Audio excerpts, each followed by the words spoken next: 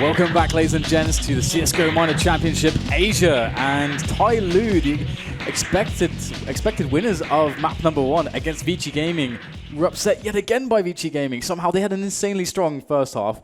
Everything looked fine. Then it turned out they didn't know how to win T rounds. Yeah, I think that was VG's pick, especially because they're starting on the CT side of cash. But indeed, I think one problem for TyLoo was that they didn't have enough AWP usage on their T side. It was clear to me that their T sides were very weak. But even, if you go into main, there are 4 or 5 different angles at least you can look at with an AWP. And as you said, Dan, they practically never went to Ivy and went for any kind of aggression there. So there were many problems with that. It wasn't their map. This one apparently is their map because they picked it. So let's see what they have to offer on it. VG starting on the CT side. And if they've got something to show on cash as well, then they're in a strong position to rack up some rounds here and put themselves in a good spot moving into the second half. Easier said than done, however. Indeed, cash, not a map we've seen much of this week. I don't know if we've seen cash. We've seen it once. Yeah, so I think I'm really happy to see it again. Really happy. There was a glitch on this map from around where TB is standing right now, throwing flashbangs over the roof into the checkers area, but I got that removed. I got the glitch removed through the glass, so you can all thank me for that. But you can still pop flash it, but now you have to use the way I do it.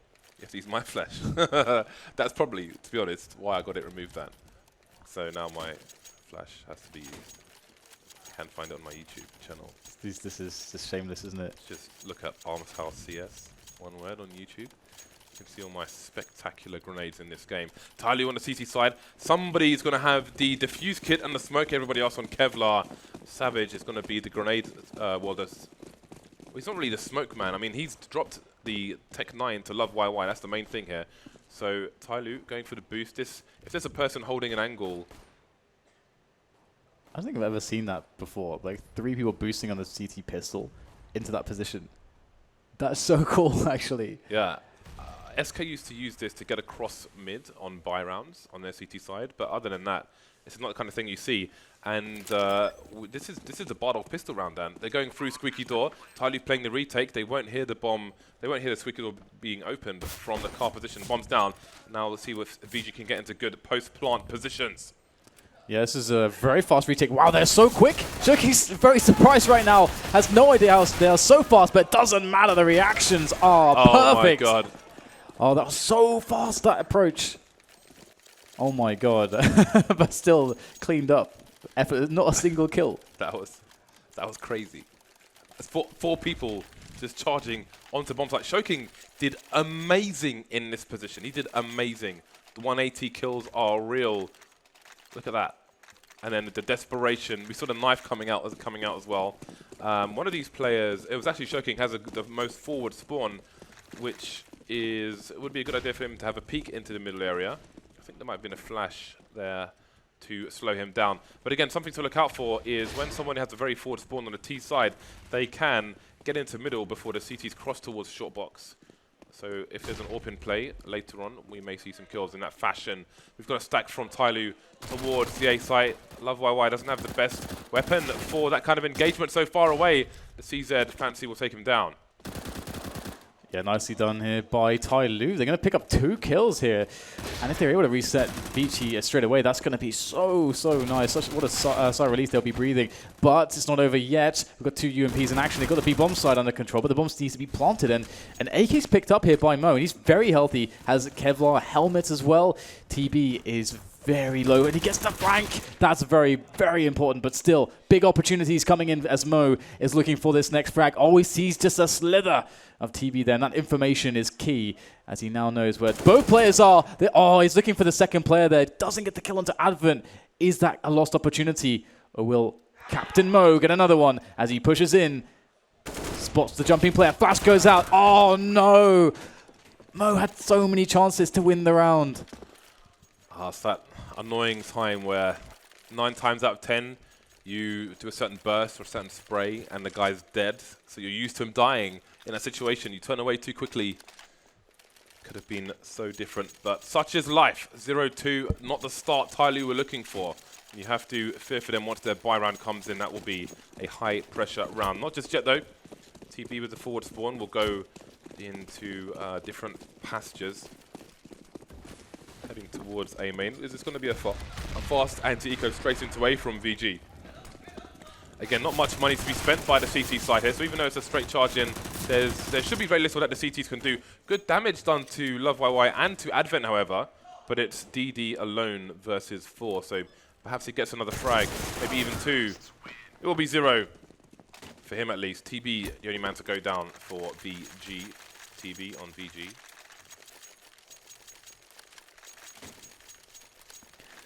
So the tension here for TyLoo is, I feel like it's still there, a carryover from the last map, because if you consider all the rounds won in a row in the last map, that's about, is that 16 rounds in a row that VG Gaming have won now against TyLoo? Yeah, you're right. So TyLoo don't know what it's like to win rounds. It's been a while. It's been a while. Will this be the first round for them to win? It's their first buy round. They're low on utility. There's no orb. One thing that's always glaring on Cash is when the CTs go for a forced buy in the second round and they fail, they have very little in the name of grenades on their buy round, which makes life very difficult, especially trying to hold on to the middle area. VG not going for a fast play. They could return to it later on, but for the time being, minute 30 on the clock, they are waiting for some aggression from the CT side in all areas of the map. They're looking for boosts, looking for pushes from B and A. Just biding their time. 4 people around A, basically. You've got Mo in a position to rotate there very quickly, being the 4th man. Keeping an eye on middle for now. See him shoulder peeking every second or so, not just going to sit there and hold an angle. Ill-advised, especially with Pika's advantage. 50 seconds left now, and you have to wonder if VG are waiting too long. I've got a suggestion of a middle take, but only 1 grenade, not a wall of smoke there. So that's not going to do the job. 40 seconds left. And I feel like VG are going to wait to execute into a site with no significant advantages, and that's usually where things tend to go wrong. Another attempt to get into middle there, shut down, and there's no kit on TyLoo, but it might not matter at this rate because I don't even know if the bomb's going to be able to make it onto the bomb site at this point. We have all the players. Wow, okay, VG are actually going to be able to get in there with a couple of frags here, but the response is very strong with Captain Mo coming in from the forklift and picks up all the frags, and indeed the lack of a kit is not going to matter whatsoever in that round, and they can get their kits now. Yeah, and that's...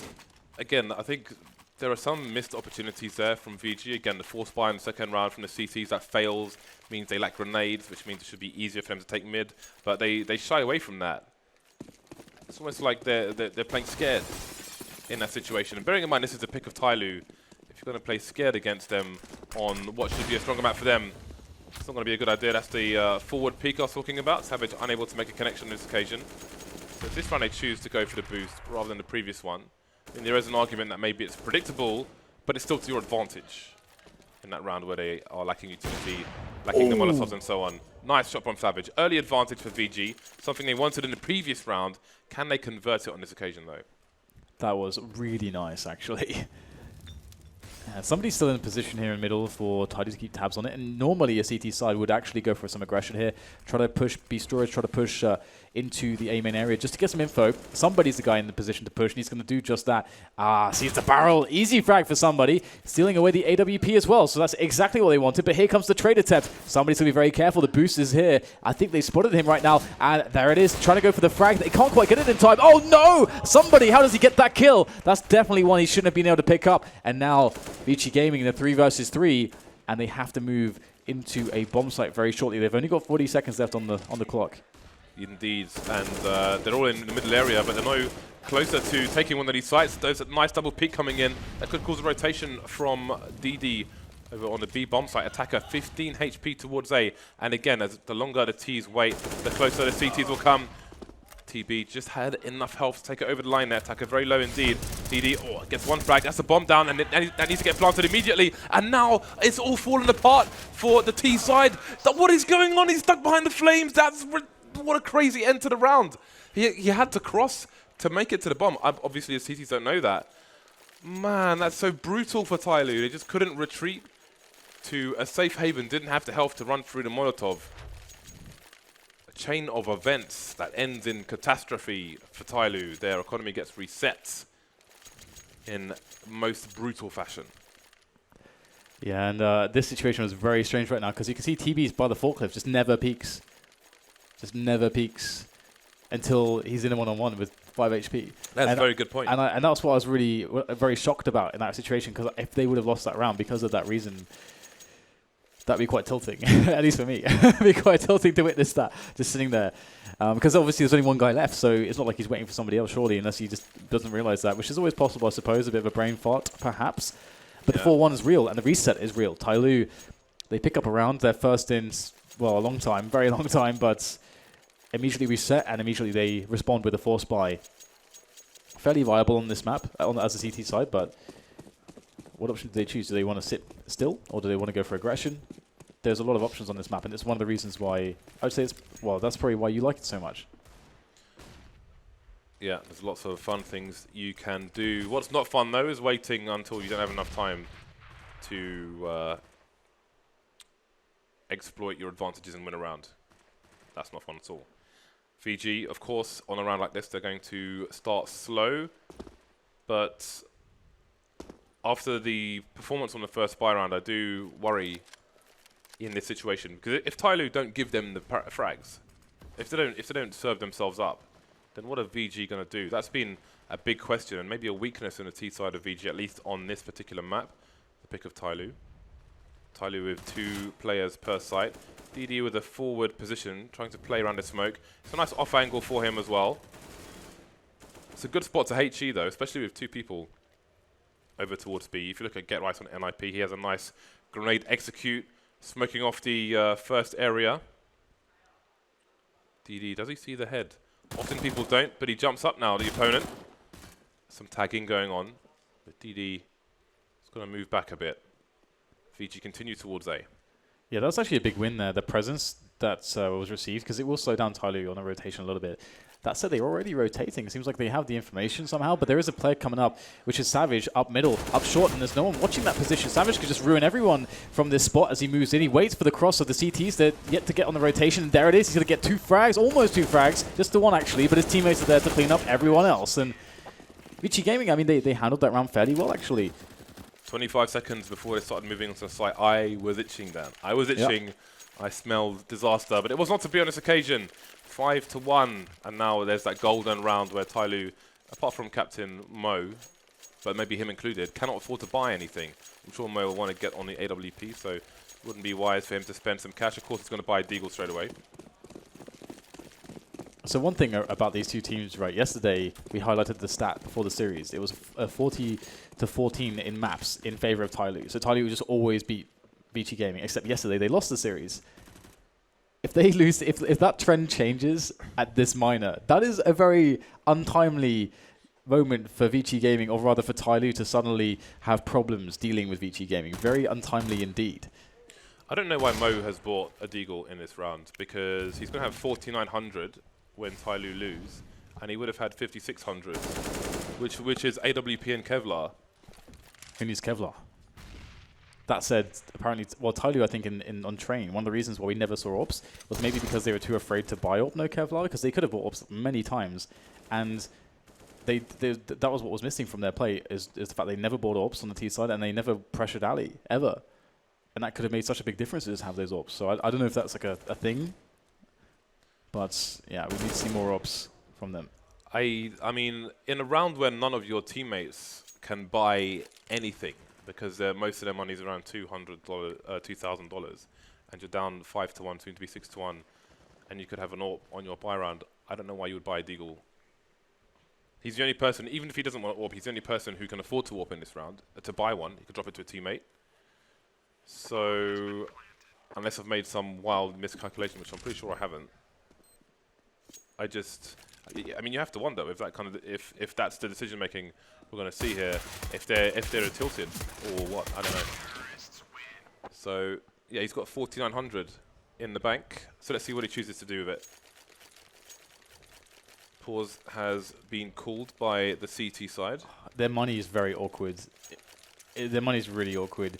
You really want to actually like half buy as a CTs in this spot, but they're already down 1-6. And that's what really makes it very awkward, because you just can't really afford to not buy here, and so it's really marginal.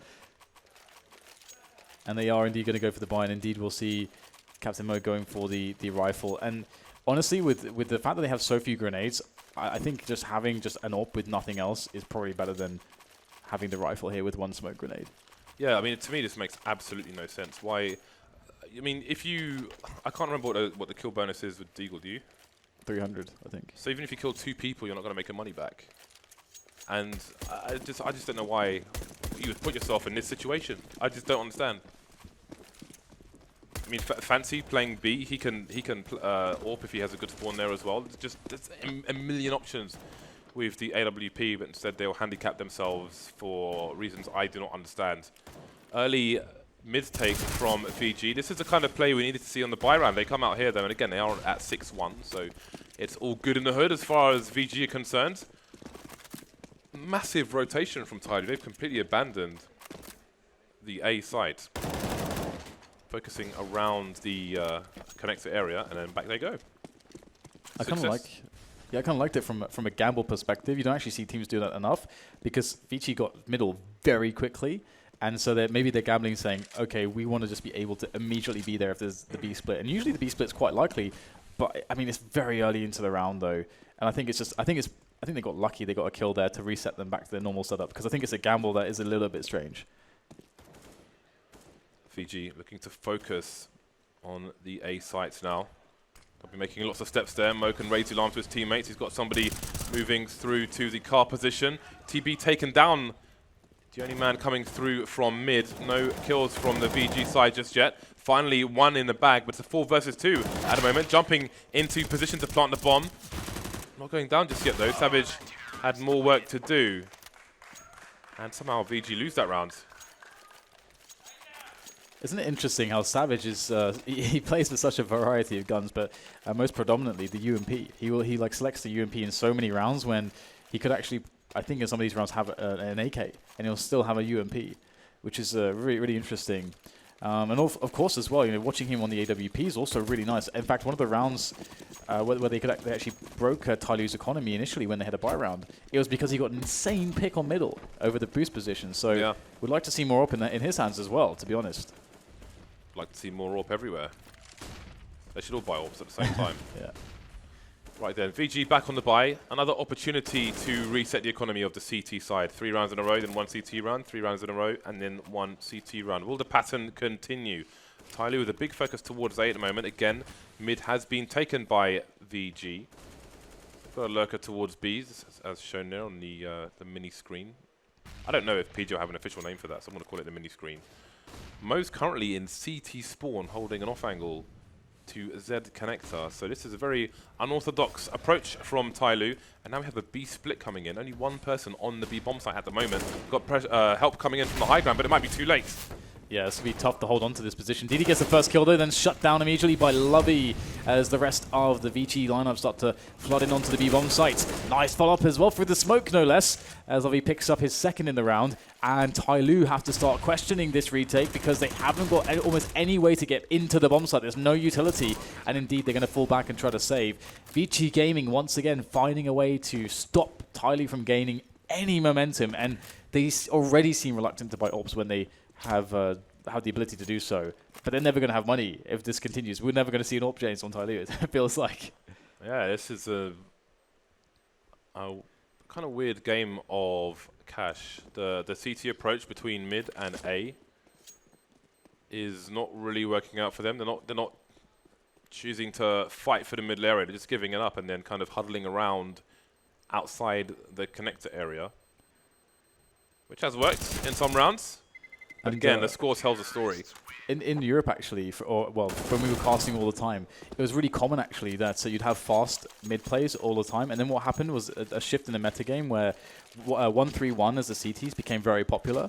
And against the 1-3-1, you can't really reliably, as a Ts, unless you have like a really insane drill, actually take that away from them, and it's often very risky. So then you see less of that. And in Europe and in North America as well, what happens now is the Ts just play passively, so that if there is a 1-3-1 setup, at around 1 minute, the CTs usually fall back into a normal setup. So you take middle.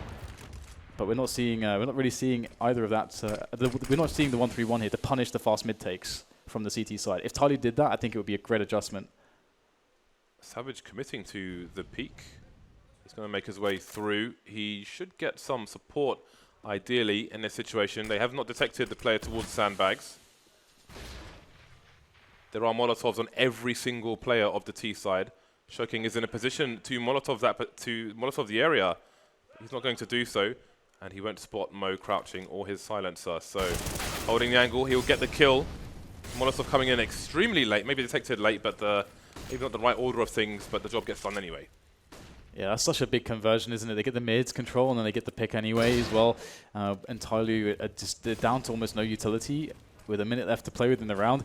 And VG can still go towards A if they want to, but that's a nice risk taken by somebody. He picks up the kill with the UMP, but still, a 3 versus 4 disadvantage, evened up slightly by DD as the push starts to come in. That's a beautiful forward play. That maybe that's enough here to give TyLoo an advantage to hold this bomb site. And now DD can play bait for his teammate, flying down from above. Fancy doing great work. Another headshot there, and he leaves Advent alone with the bomb, running away. DD's on the site, of course, so he can tell his teammate. Not sure if he's going to be anymore. Attacker making his way towards A. DD backing off, waiting for the smoke to disappear. He'll hold an angle over towards the B-bomb site. Advent, oh, he may not realize that somebody is in the A bomb sites already. He could get taken down for free here, jumping onto the high ground, and surely he's going to go down, not checking the full sites. That's unlucky for him. Another round in the bag for TyLoo. It's interesting too because in that spot, if you're in DD's position and you place yourself in the mind of a CT, if there's going to be a CT on the bomb site, obviously you have to. Maybe he had like a read and felt like actually that there couldn't be a CT on the site yet. The CTs should never ever be facing you. They always need to be hiding somewhere. And they want to hide somewhere where they can have enough time once they hear you plant to then come out and shoot you, basically. So there's only a limited amount of positions where you can do that from. And obviously, in quad is the most likely of those. So perhaps DD just overlooked a few of the options there, because I think he had time to clear quad, but he was a bit rushed, perhaps. And another fast mid-take coming here from VG Gaming. Again, it's unpunished. Mo's going to be shoulder peeking again. Always good to shoulder peek. I think for people watching at home, get into the habit of shoulder peeking rather than just holding an open angle all the time, especially if you keep getting wrecked from pre-fire. Can catch people off guard, holding these off angles as well. So we've got 2 players over towards A for VG. Again, they've dropped a player in mid, maybe waiting for TyLoo to go on an investigative prance through the middle area. Meanwhile, we've got more forces moving towards A, so again, it may be a split. Oh, mid's been abandoned, in fact. So it's all the players over towards the A site. So it seems another round where VG are going to just straight execute into a site. I mean, they played mid reasonably well in the previous round. Got themselves some picks, got themselves some advantages. But here, I think it's going to be another clean execute into a site. So they will not know what to expect for the CTs here. Counter flashes coming in. Attacker will get flashed as well. Pushing through the smoke. Never a good idea. 2-man spread down for Attacker. There's another one through the smoke. Lovely stuff. Could get the ace. Running out of bullets though. And indeed it will be stolen by Fancy. But that's a solid hold from TyLoo. Pushing through the smoke on quad often causes problems. So, but yeah, I mean, these rounds where VG just decide to execute in one place or another often end in failure like that, if I'm not mistaken. Yeah, and another thing as well is that they have to make sure that they don't underestimate the fact that TyLoo are not adjusting in the way of putting any presence in middle to stop fast mid takes. This is something that is pretty easy to abuse as a tease, because if you're able to take mid control immediately at the start of a round, and many times when they've done it, they actually get a kill from it too. That is an amazing way to start the round as a tease, because all of a sudden, when you're in that position as a CTs, you have to take risks immediately, because you can't just give up a massive portion of map control where immediately a B split can happen, immediately an A split can happen. You have to know, so you force the CTs to take risks, and I feel like VG Gaming need to double down on the mid plays as an opener. I think it's been very strong for them. On to an eco this round. May see a pop flash into the entrance of B, where this time there are 2 TyLoo players waiting for them. So here comes a pop flash from Advent. All the T's close. So far so good for TyLoo. DD not going to get flashed at all.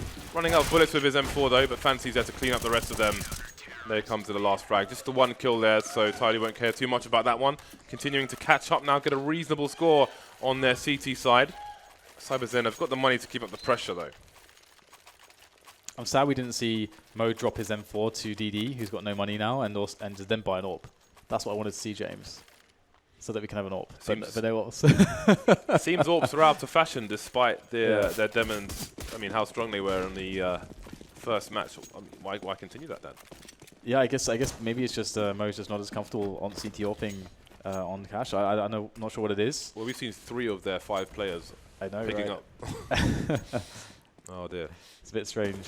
But okay, this is again mid for free here for the T's. Again, this is fundamentally a massive problem for the CT side. VG can just set up here now. They can poke, they can prod. They don't have to poke or prod as well. They can just sit in middle, and I mean it's on TyLoo once the T side has middle to find out what's going on. You can't just let the T's have mid for free and just let the B set piece come in, or the B split, whatever it's going to be, just come in. You have too little warning to hold it with great success rate. Savage is outside B with full grenades. He can smoke off. Oh, never mind. The B push is coming in. This is what I was wanted. They can put somebody into vent, and they have done. Now we've got a numbers game coming in. DD's still alive though, and now he can run distraction and buy time for his teammates. The spray will come in though. Almost a second CT getting sprayed down as well, moving into headshot. There goes the bomb in the headshot position. Man advantage for TyLoo. Madness ensuing all over the place. We've got people standing in smokes, pushing smokes, and the frags coming in for VG. And Savage once again on the UMP, and showing why he's quite so deadly with that. Picking up multiple kills here. The bomb needs to be planted here as attacker repositions himself and looks for the retake possibilities as he comes in. There should be a challenge potentially as he gets closer. And there it is. It's so fast. TB nails him.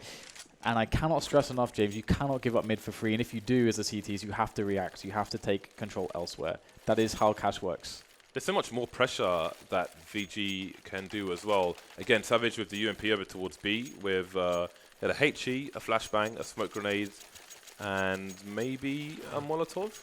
Double ups, James. Oh wow. Something has ticked and something's gone off in their heads, and now it's somebody. So a fourth AWPer on on TyLoo, and Mo finally on the AWP. Actually going to offer some semblance of defense, but maybe this is the wrong round for it because there are 5 Ts heading towards the B bomb site, and they're running straight in with no warning. Oh, there's the first entry. It's so fast. I was a little bit worried here for VG's entry, but it's working wonderfully in the end. The smoke is down as well. Fancy has no way to even get some shots off, really. Oh my goodness. Oh, so close, but Mo not able to connect those shots. And now it's going to be a very tough retake coming in here for TyLoo. B is really difficult to deal with. Let's see if they can do it. They have a few nades, a few incendiaries, which are definitely helpful, but they're going to actually call the save. Yeah, I mean, there's too many smokes for him to push in this situation. So, despite this being a second last round, that's hasn't worked out, has it?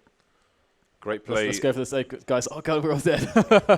Yeah, I mean that is a modern tragedy. Okay, finally decide to pull out the AWPs, and then of course the fast play straight into B comes in and breaches everything. Maybe they won't even save this last one. There we go. Some frags for somebody at the end. But look at the money. That is a disastrous round for TyLoo. A very disastrous round. Let's not forget VG are 1-0 up. This is TyLoo's pick. I can't wait to see what the desk thinks of this CT sides and just the choices taken by TyLoo, especially with shenanigans like that deagle. The mid control, just James, I just it's so painful. But now they've got the scram, the how would you call it? Just the jumble sale buy. It's a jumble sale buy, indeed it is. It's a car boot sale buy. It is the sell the family China buy, and then go down to the bookies, lose all your money, and then get a payday loan buy. Here they come though, straight into attack. He's got a good range on the CZ, but only gives one frag. Captain Mo, he wants the chance as well, and he's going to get it. They've got the bomb. In fact, they've got close ranges again. They're getting ideal engagements with the CZs. They couldn't be more perfect for them in these engagements. And now it's really close. They've got an advantage. Just Lovey left. What is going on? The spray down comes in. 2 players dead. And now somebody left alone. He's got an AWP. He's got position. He's got the bomb. But where is Lovey? Lovey must have heard the scope. He's training on him. The USP. Oh, what a way to win the last round. That is crazy stuff. 6-9. TyLoo get enough rounds on the board. It may not be ideal, but they get enough rounds on the board. They're not going to be completely crushed if they lose the pistol round, for example. So they have some breathing space, but I think the CT side left much to be desired. Just running into the spray, collateral damage. That is always a pain when it happens, but that is a lovely finish to an interesting half. Yeah, definitely. The scoreline, I mean, it's quite strange how the scoreline got where it is, because it looks like a decent scoreline, but I do really feel like that VG had a really good time with things, and that there was a lot of mistakes from TyLoo and how they were handling, how they weren't really adjusting to just the fast mid control. And it wasn't even fast mid control that's hard to stop. It was just like 1 or 2 players coming in dribs and drabs, and that's easy frags for the CT side if they adjust correctly. I think there were problems on both sides because, TyLoo gave VG a lot of liberties, but then VG didn't necessarily take the liberties given to them. Not enough, yeah. And weren't aggressive enough in some rounds where they had many advantages. But then here we are, into the pistol round, number 2. VG on the defensive side this time. 5 Kevlar's Advent with a smoker and a defuse kit.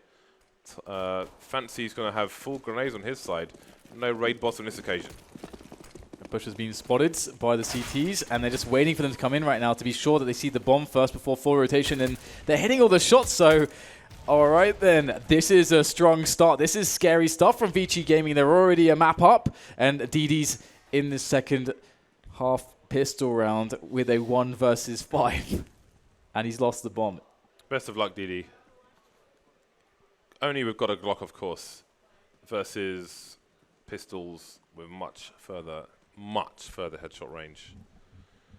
You have 1 minute to kill 5 people and collect a bomb.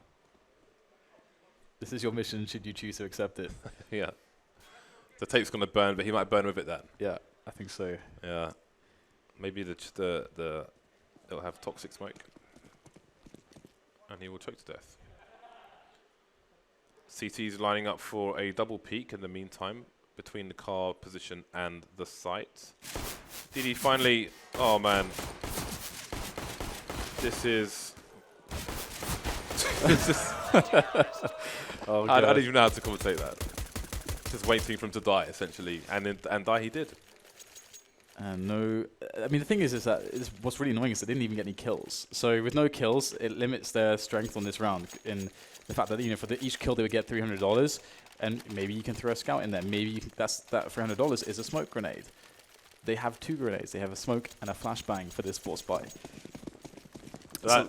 So go ahead. I was just going to say, lack of damage done as well. A number of people get a helmet for $350. Oh, good point, yeah. So that's a bonus, $650 for those players on the CT side, which means more grenades. Or maybe even a P90 onto Love YY, the gun of glory, truth and wonder. Gun of love. The gun that will take your kidney. So just a bit of a slow passive opening to begin with from TyLoo. It kind of looks like a typical default, but we all know that with this kind of a buy, they need to combine the numbers, and that's how they will, generally speaking, that's how you win a round like this. You use the numbers, you close down the ranges, and you use the chaos, and that's when things can go well for you. So we do expect them to bring themselves together at some point to focus on one particular area of the map. And which area will it be? Looks like it's actually going to be B. After showing some presence all over the place, which is nice, it's smart, they could maybe catch aggression as well. Now they start to finally make their intentions known, at least to us. Conga line. Ooh, this is not good timing to throw a smoke grenade, especially in response to seeing players, especially when you have a P90. I don't know why you would do this. Why is he holding a smoke grenade when he's got a P90? Anyway, the rest of the CTs are putting in work. Savage gets taken down as well. 30 seconds left for TyLoo. They're going to rotate, but straight into TB with the UMP. More players falling down. Somebody surely... Oh, he's going to go for the run towards... He's got 18 seconds and he's being... Okay. This is very interesting. He could actually get a bomb plant down. They're going to hear him, though. And that's the problem. The flash goes out. And, oh, he will secure the plant. This is good work, actually, but he's not going to survive this. Why in God's name would you play close to the entrance to B with a P90 and throw a smoke in response to seeing people? It's like cognitive dissonance, isn't it? It's like I makes no sense. Yeah, I want to smoke you from this angle, but if you're actually in a round like this where you're likely force buying, or if you're not force buying and you're saving the Glocks and then buying in a round after, whatever it is, there's going to be a rush. There's going to be a rush, and your ranges aren't too good for that. He's literally waiting to see them to throw a smoke while he's got a P90. I mean, it can make sense in a round where there's like picks, there's rifles and stuff like that. Okay, I'm waiting to get contact so I can throw the smoke. But if there's the distance between him and a rush, when he sees somebody, obviously he's going to get shut down. So yeah, I mean that smoke is never blooming fast enough. Yeah, ever. So a bit of a misunderstanding of the round there from that particular player, but we'll have to see if VG can capitalize on the weak economy of TyLoo, because they are definitely weak, but they're going for a bit of a set piece onto the A bomb site with these grenades. Let's see what they can get done with it. Advent, the only man on the A site at the moment. We've got Fancy moving through the smoke, and there we go. P90 killing people. That's what it's made for. 4 more players. This is quite the amount of smokes. It's a big investment here from the T side. They need to get the bomb down, moving towards the site now. Savage sees somebody behind the smoke. Ooh. Mo, last man standing. The bomb did go down for TyLoo, but it will be defused between the legs of the planter.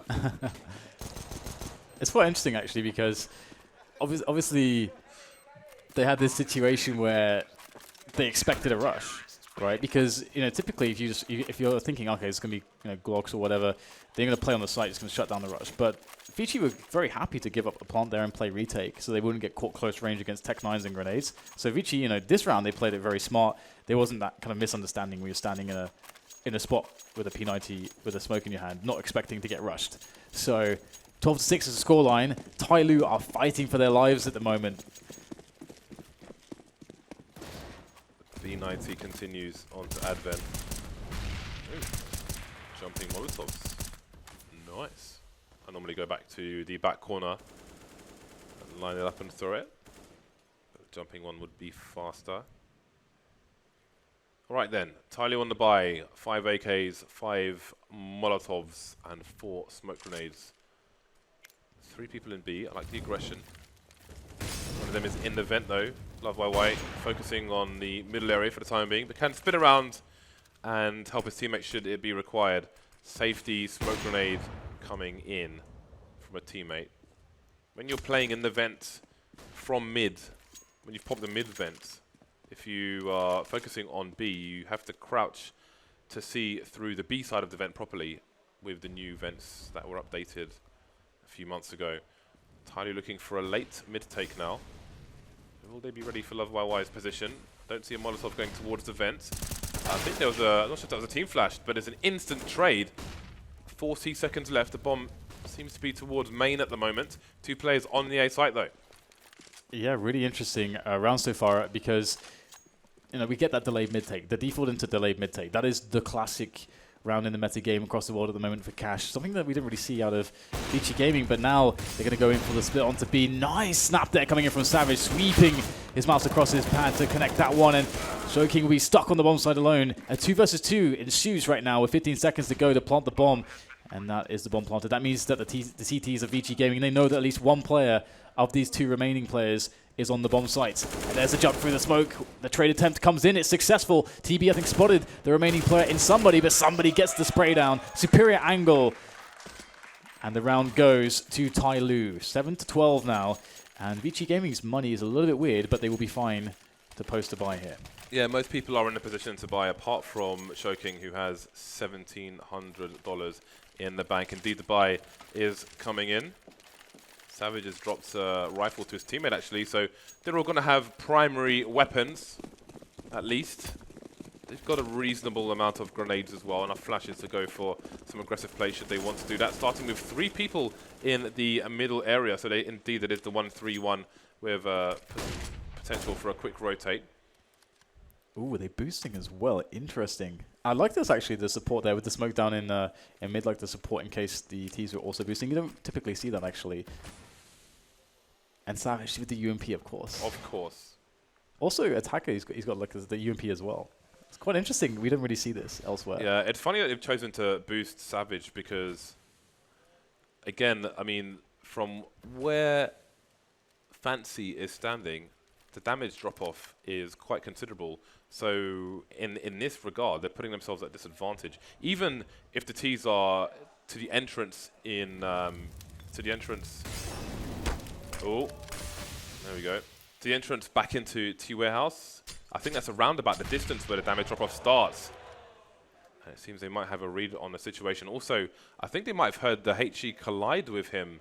So he's going to be forced from his position. He's achieved nothing there, and he will get taken down.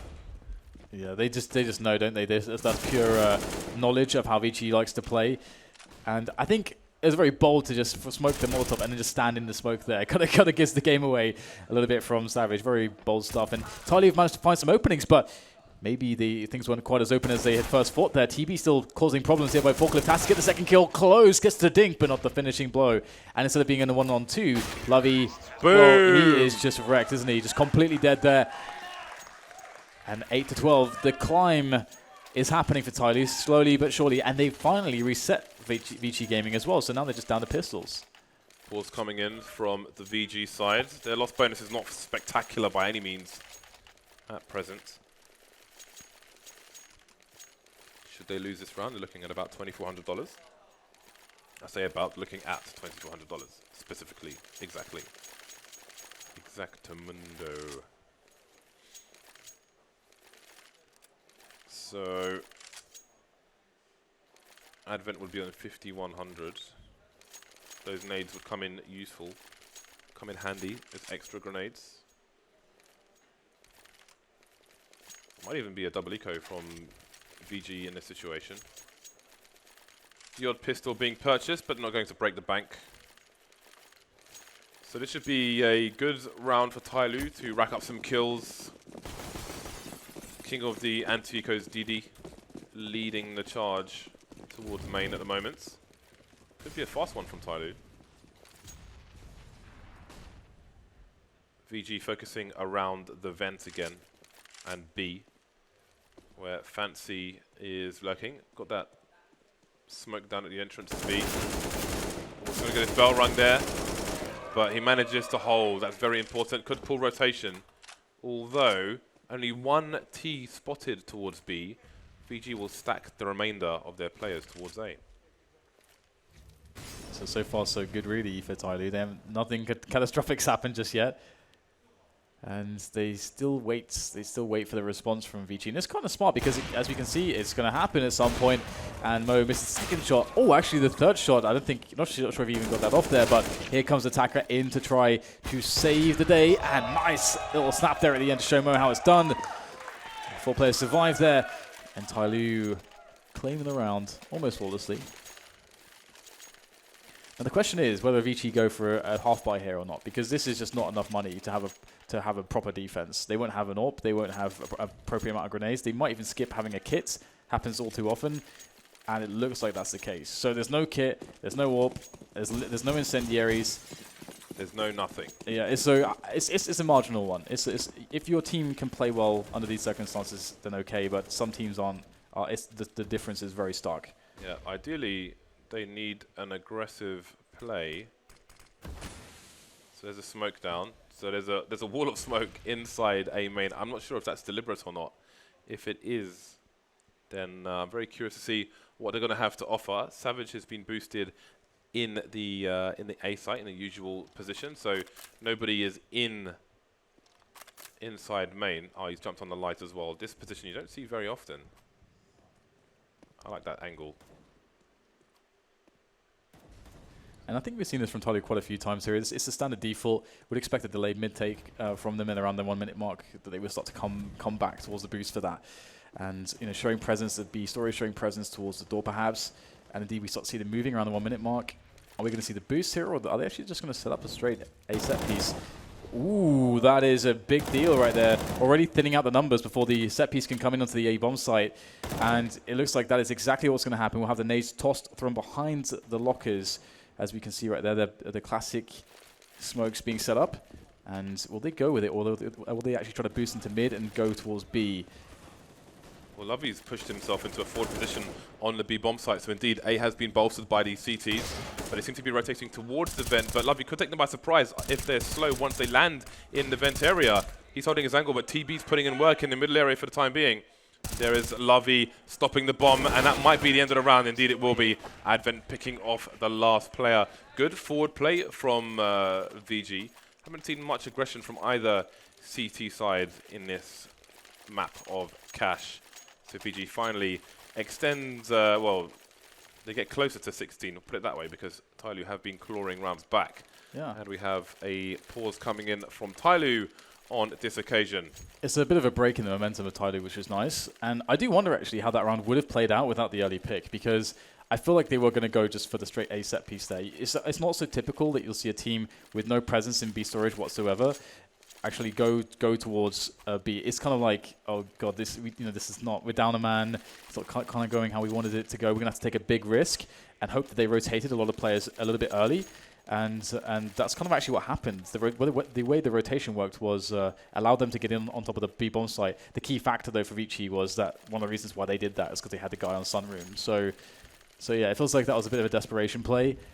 And that's what Vici Gaming capitalized on. Now they're not too far away. Imagine if they take this. The upset is just unreal. 2 players for TyLoo moving towards B. The early smoke coming down from choking, so that should... Well, they started off passive in fairness. Anyway, somebody keeping an eye on the squeaky door area. And it seems there's going to be another boost, as you can see it on the X-ray there. Savage going up on the high ground once again. And VG have abandoned the middle area for the time being, putting 3 people towards A. Maybe having a hard read, but indeed TyLoo are starting slow. Pretty static, both teams at the moment. Still nobody in the middle area. Advent peeking the highway, or the short area. And I think there was a flash deployed towards short, which may suggest that there are people in there. May make TB's life a little bit harder, and as we can see, there are players in the vent pretty quickly on the B bomb site. And will TyLoo move in for a split? Got a really good positioning to do so, and it seems that is the plan. Still only 2 CTs towards B. They've got Molotovs though, but they're going to need backup, and they are going to need it soon. 33 seconds left on the clock. The entire TyLoo side is here. I feel like they're fairly ready. If there's a couple kills coming in here from the likes of Lovey or Joking, it should be okay. Lovey gets 1. In goes Joking. In the distraction, picks up 1 himself. This is what they need here to get the cavalry in through that choke point. The distraction's real. That's so insane. All the frags coming in on the defense. Only losing Lovey up top. VG Gaming will feel very good about this. Very good indeed. That's broken the money of TyLoo and put VG within 2 rounds of a 2-0. Again, TyLoo haven't been at peak performance this entire week, I would say. And they may be sailing into the sun shortly unless they can get something done. Going for the force bites, triple UMPs coming out. This has to work for them. That shot there, you just saw the vent being broken through the shutter, or at least attempted. That's why he was shooting the wall there. So, VG opting for the boost once again. I don't think this has been detected by TyLoo. Fancy, is he going to go for the push? Does he detect some sound? He's going to charge through the smoke. There's 1 kill. He hasn't been taken down just yet. Down to 43 HP. How has he done this, Dan? That's completely absurd. That should never have happened without a trade. And now VG Gaming, are they going to lose grip of this lead, this momentum that they have? They're so close. They can't let TyLoo back in at this moment. Are they going to go for the save here? This is going to be very tough to get in there. They've got a bunch of grenades. They can try to get a fast frag and then assess whether they're going to commit to this. But TyLoo, if they're smart, they'll play the crossfires. They'll force VG Gaming into very deep positions before coming out for the frags. And Lovey, that's a key frag there. Takes down the lurker. Attacker coming out though. Strikes.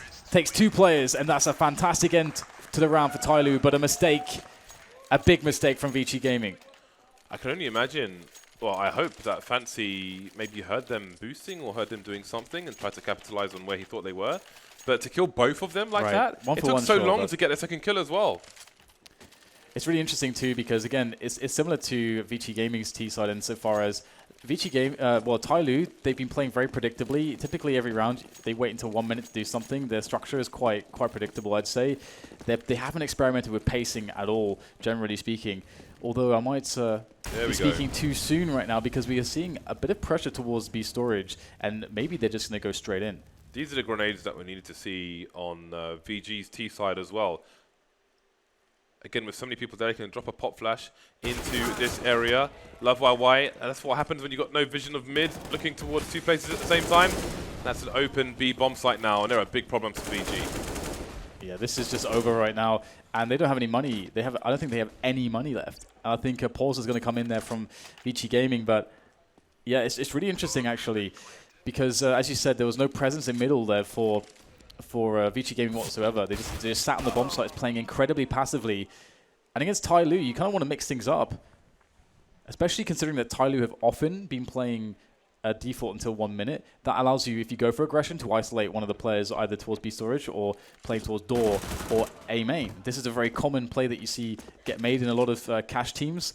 They'll try to isolate players aggressively as the CT side against T defaults.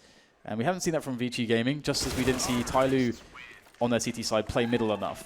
So both teams making mistakes, but who's going to get it over the line? Who's made the biggest mistakes? The crazy thing is, if VG, I mean, TyLoo had the whole team there basically, but if VG had one person doing that over towards the B bomb site rather than just standing there passively, then they may have won this game already.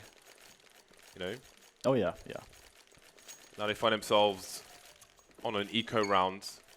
3 rounds ahead of TyLoo. You have to wonder if this is going to go down to the wire now. It feels that way. We've seen a lot of matches go this way so far. The Asian minor. Oh man, it's a grim situation to be in. Again, though, we have to, it's on TyLoo to not make mistakes, and they haven't been free of mistakes, that's for sure. I feel like overall in Cash so far, I kind of have had the feeling that VG have been playing better Counter-Strike overall, but I feel like TyLoo has better players individually. Yeah, I think there's been some hesitation on VG's T side as well, despite the score they got. Could have been a lot better, but anyway, here we are. Pop flash going in. And there's going to be one player out. That's going to isolate that T, and down he goes.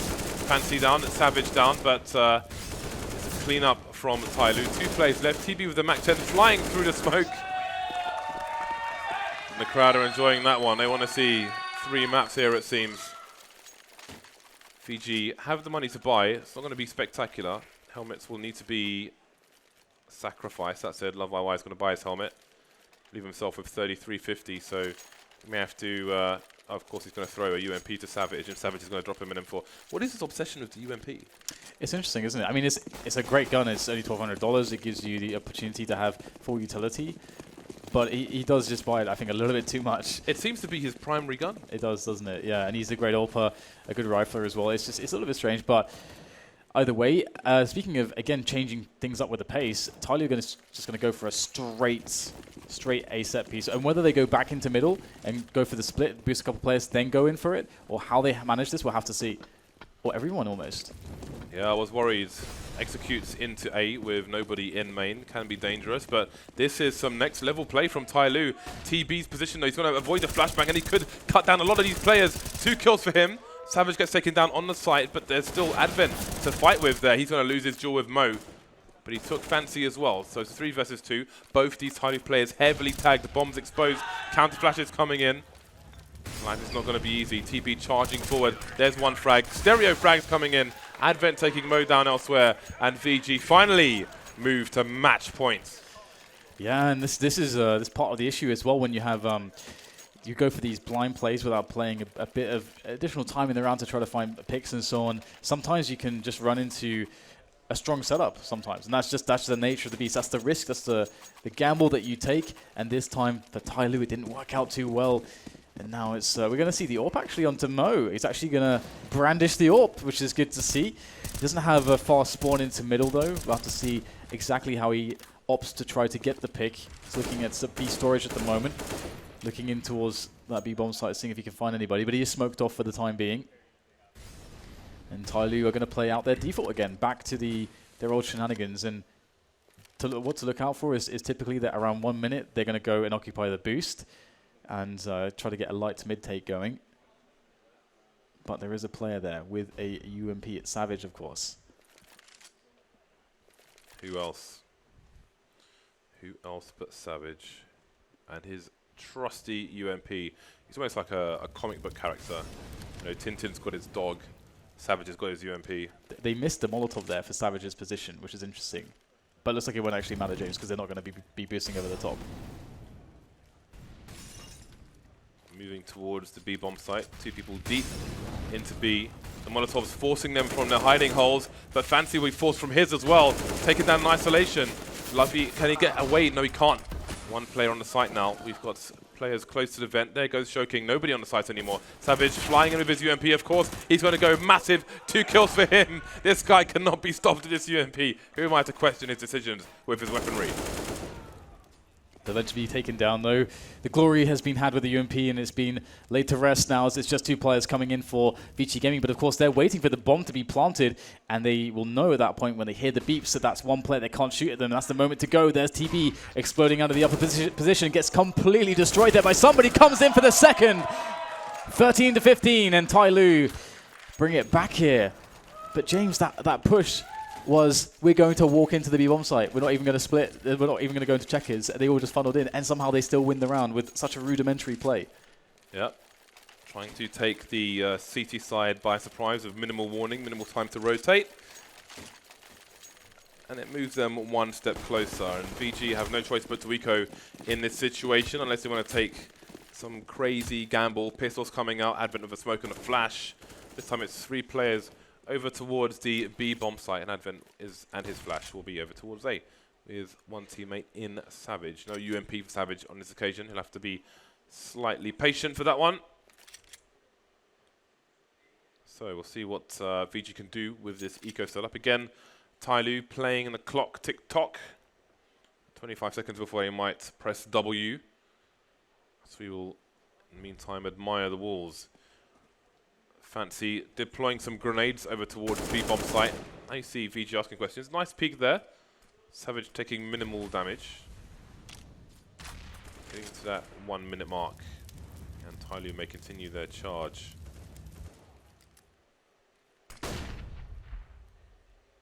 Very quiet stuff here. And you can see VG Gaming actually moving all their players down to B. Again, it's kind of a blind play, but they might get lucky with it. And actually, they could still get lucky with it. We're going to see play into B. Well, so far there's been some harassment around the vents, some Molotovs chucked in there, but it looks like the majority of TyLoo will make their way onto the A bomb site after all. But, well, Savage, he's going to pick up an AK. There's no armor for any players here on VG Gaming, but actually saving an AK in the next round potentially would be nice. It's always nice. Well, CTs are going for the retake, it seems, from 4 different directions. Savage going towards Squeaky. Love YY is in main, where Attacker is waiting. But he may have to focus on the car because there are 2 players there as well. Somebody with very nice work there. TyLoo holding things down. That is a clean up. Are we going to overtime, or can VG take this 2-0? Their buy is going to suck. They don't have the cash.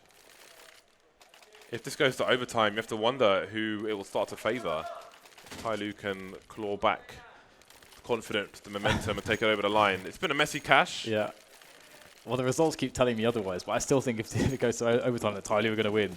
But I don't know. I don't know, man. It's very hard to predict, isn't it, at this point? Oh dear, DMP for Savage. I mean, well, we can't really question it too much. He gets the results. He puts the numbers on the board. And I was wondering if they're going to go for a pop flash play, but actually we see the boost again. And TB will be the guy elevated there with the silencer. Can his teammate get out? Oh my god, they're going to walk through the smoke here, catching Advent walking out of position. 2 kills for TB, but is it enough? A 3-player retake is in store now for VG to bring it over the line. Otherwise, this is going to overtime. The balls on this TyLoo side. against match point. Absolutely crazy play, but it may just work out for them. VG slowly creeping. 2 players from the car position. Fancy's in main. He may be a key player. DD propping the flashes, wasting a lot of time. There's no kit on these CT players. Savage coming in from the back. There's 1 kill for him. The UMP is unstoppable. Molotov's on the side though. I don't think he's got time to. He doesn't even know where the last player is. He's got no idea. Fancy's in main. He thinks he's in highway, and surely this is going to overtime. Indeed, it is. Carnage on Cash. Carnage. It's amazing that both teams seemed unable to truly capitalize on some of the mistakes. There's lots of exploitable stuff going both ways, and it's made for an incredibly tight game between these two sides. I felt like VG Gaming were going to bring it over the line, but with these two teams, it seems like you can't really predict anything. For example, I wouldn't predict 13 rounds in a row on train for VG to close that one. Oh dear, and look at this, just TB gets boosted up, but the timing there, we haven't seen them do this before, like the walk through smoke, we have not seen that once. That's got to be, well, Fancy did it that one time, if you remember, so he must have said, trust me guys, let's do this ridiculous play, it's going to work, and it did. It did, indeed it did. Certainly helped by the lack of money on VG, not on this occasion though. 16k starting money for all these players. Oh, we got double headshots coming in from Love YY. How much will that pay off later on? TyLoo fixated on the B bomb site. Attackers looking all over the place. This mouse movement is bananas. He must have a super high sensitivity. Very accurate though.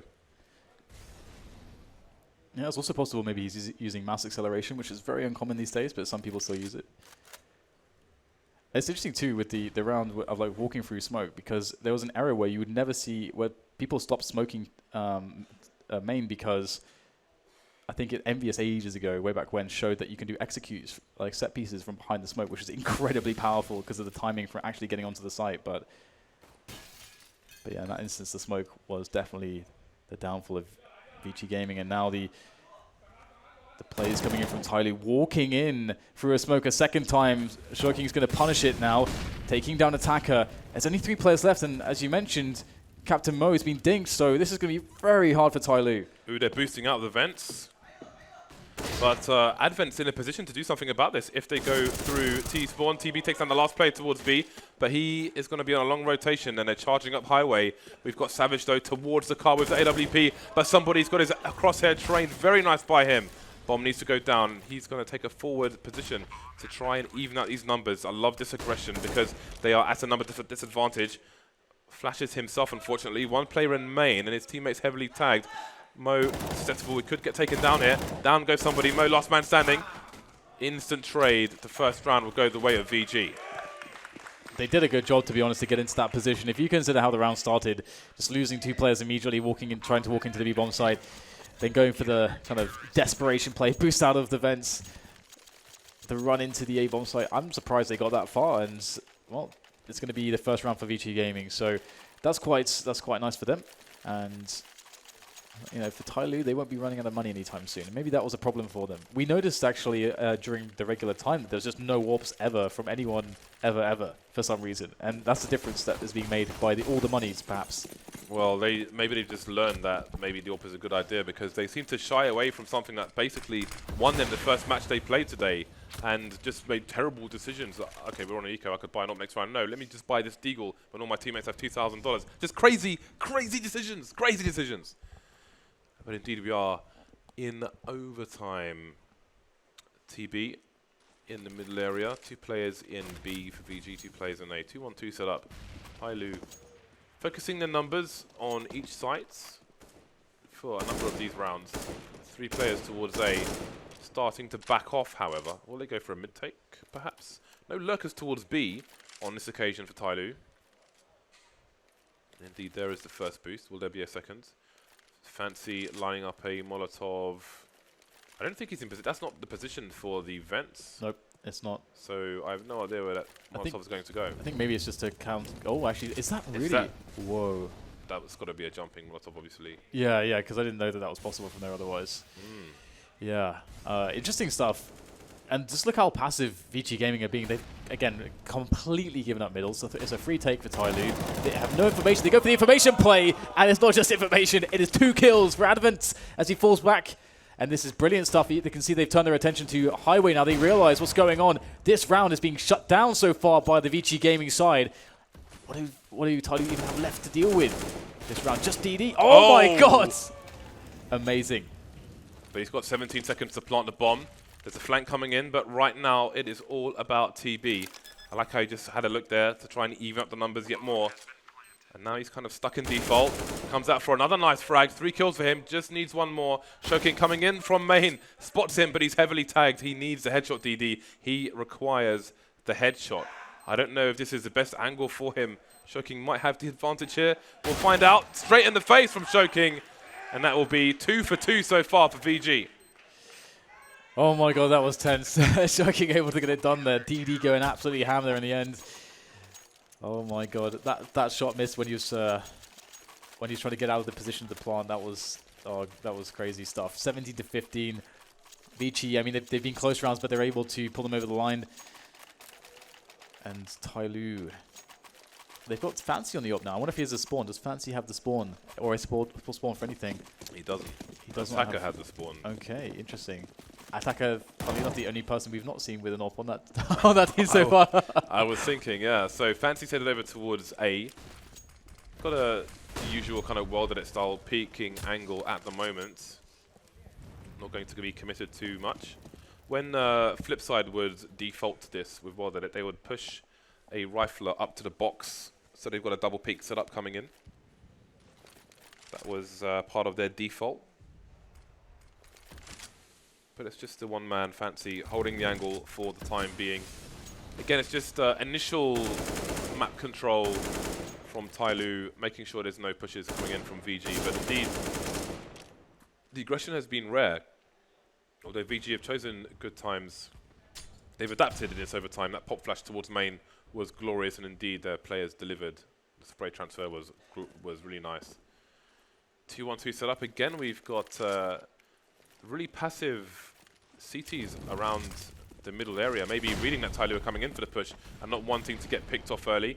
That said, Shoking will move into Connector in TV's place, and there comes the fight towards mid, taken down with trades, and it seems they may move towards B. Yeah, immediately we see the rotation from VG Gaming. They have to know, and they do know. They make the play back in very quickly, and we have an aggressive play also here coming in from Attacker, moving straight into CT spawn, and he's going to actually hear the drop, I think. Oh no, he didn't hear, and in goes Lovey. Oh, we can get both players. He doesn't somehow. Attacker draws his gun, has just enough time to do so, and survives with only 8 HP. Savage in for the clutch. No UMP this time the AWP, and it's not going to happen. Shut down there. Oh my god, these rounds are insane, James. They're crazy. I'm starting to realize that some of the things we're seeing are the teams knowing each other's habits. Like when you see the T player go through towards the sunroom and throw the Molotov, he knows that Love YY is hiding in that position. He knows he likes that position, and he goes there and exterminates him. So that's obviously going to play into some of the weirdness in this game. These two teams being so familiar with each other.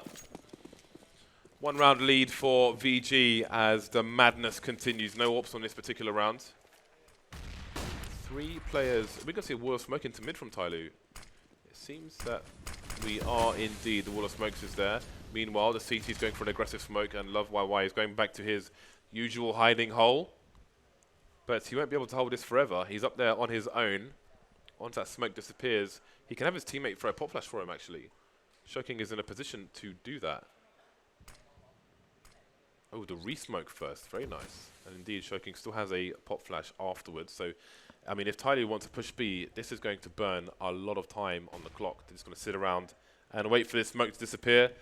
But again, actually, Shoking's deployed his flash. So now there's no pop flash for Love YY. And indeed, he's moved back to the B side. But that wastes more time for TyLoo should they want to go there, because they'd have to clean out Sunroom as well.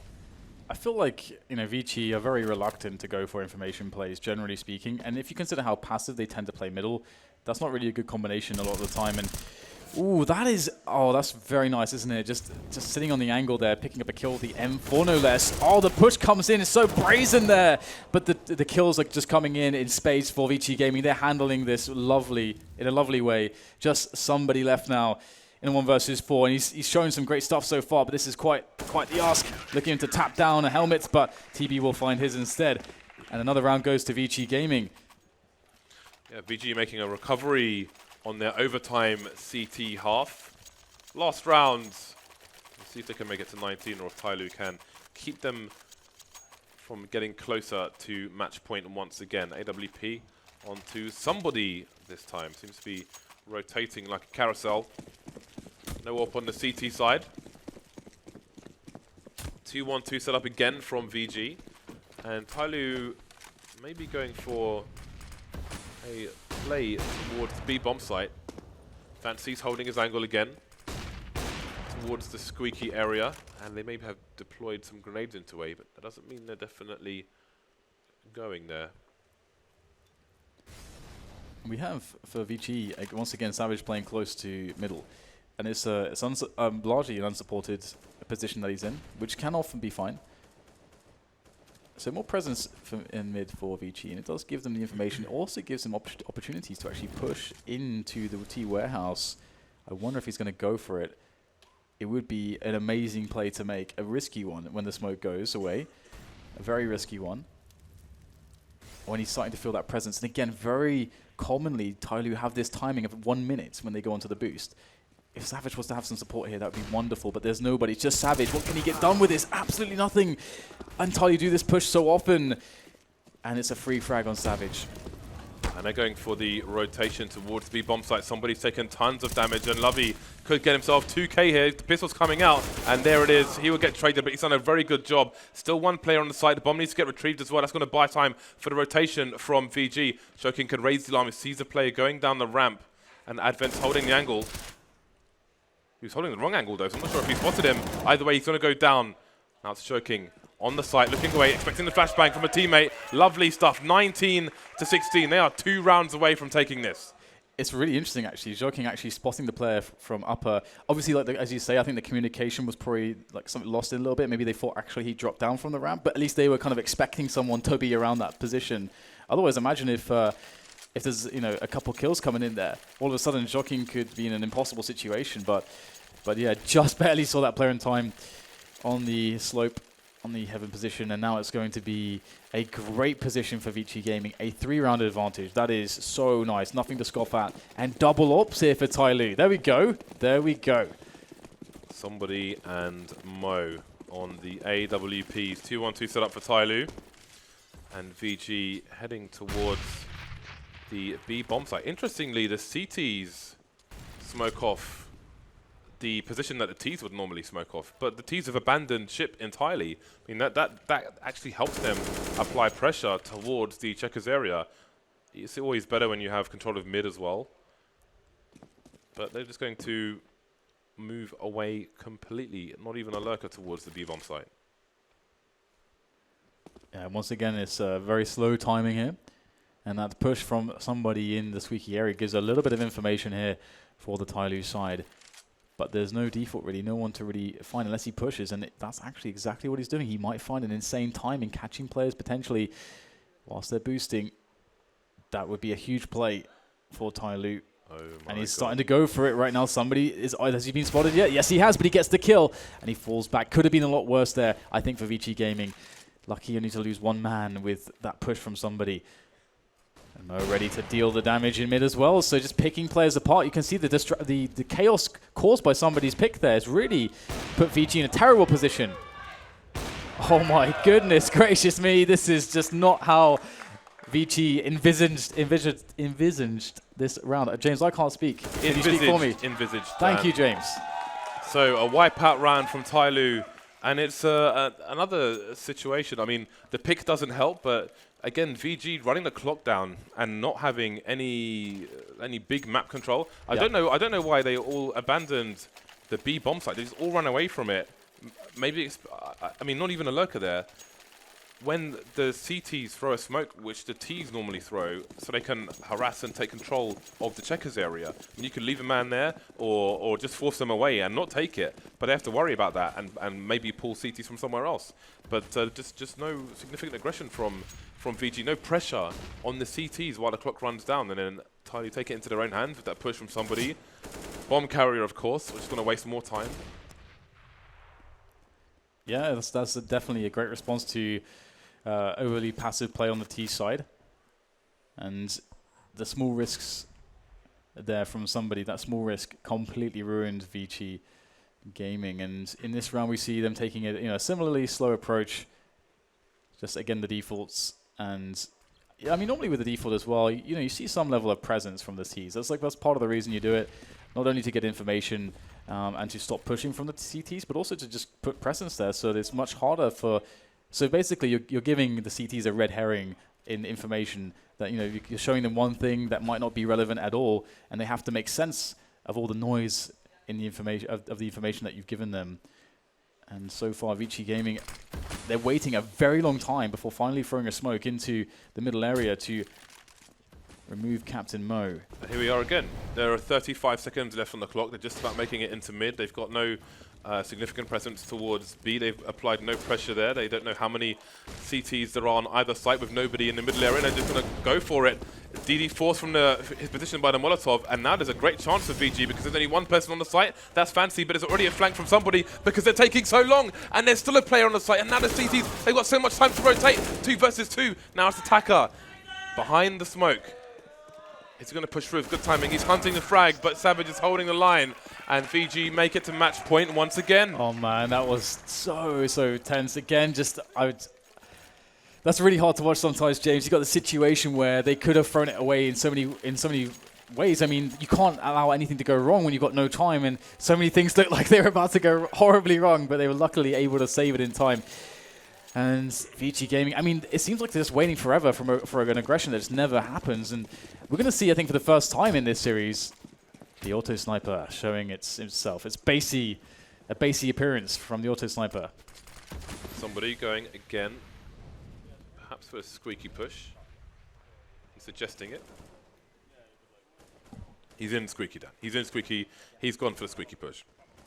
In the meantime, again, it's a slow round from VG, but all they do to put themselves at an advantage. TB's holding an off angle towards Squeaky in case a push comes in. Shoking is around main. And they're very passive towards B. Again, they never apply any pressure towards B, VG. Yeah, it's actually a sad shame, isn't it? Because there's so many solo plays you can make, which are horribly scary. Yeah, I mean, not just using the grenades, at least. But yeah, see, they're abandoning B once again. Maybe knowing that TyLoo's behavior generally means they're not going to push B. So perhaps that's like an extra man advantage for VG. But again, 45 seconds left on the clock. They're running it down. They've got the numbers. Somebody's in a lot of trouble now, at the very least. But this will slow down the splits through Squeaky as well, so it works both ways. Somebody, is he going to make it out of there? Oh, misses the shot. And here come the T's. Molotov on the site, but again, Attacker's holding things down, buying time for the rotation. He has support from Fancy as well. And again, VG getting wiped out, running the clock down, and it's not working for them time and time again. The ace. It's glorious, James. I love how fast Attacker is, how frantically he's searching for the frags. But again, it's just symptomatic, isn't it? Just we see this happening again and again. It seems like they're afraid to play a mid round, or just play around for most of it. Oh dear. Well, they're down to 5 AKs. Well, they're on 5 AKs. Down to them might not be the right term. Shoking going back to T-spawn to smoke connector for his team. Oh! The crowd like that one. They love a bit of disgusting auto sniper play. We've got 2 ops in play for TyLoo as well in a situation where they can't lose any. Sorry, it was 1 op in play. Ignore everything I'm saying. All right, so what are you going to do, VG? What are you going to do to take this round over the line? Moving players towards the B bomb site, but so are TyLoo. It feels like they almost like need to play with Tech 9s, because it feels like when people have Tech 9s, they have this idea in their head that now they have a permission to just take any risk. Because right now it feels like VG Gaming are so afraid to take risks, and a lot of those risks are very half-hearted. And Shoking picked off there, down to 3 of VG Gaming as they rush into the B bomb site. But there's 3 players there, and this is just not happening. It's just not happening at all here right now. VG have lost all momentum, all steam. And they are playing afraid, James. It seems like they're playing afraid.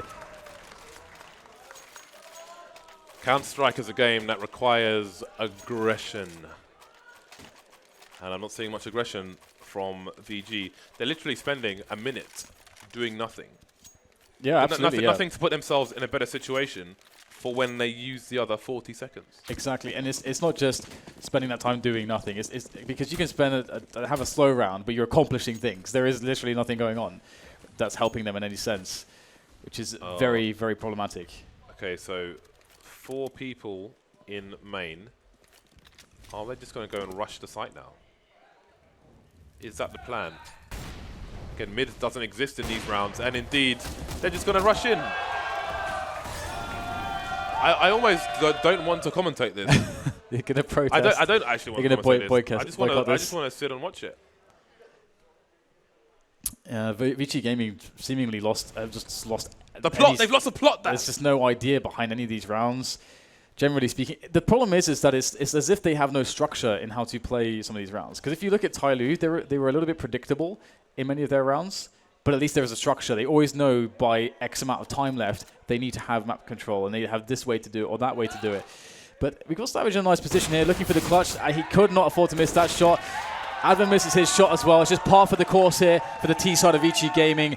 Overtime too. Why don't you want to win, VG? Why don't you want to win? I can't even say that name anymore. Why don't you want to win the game?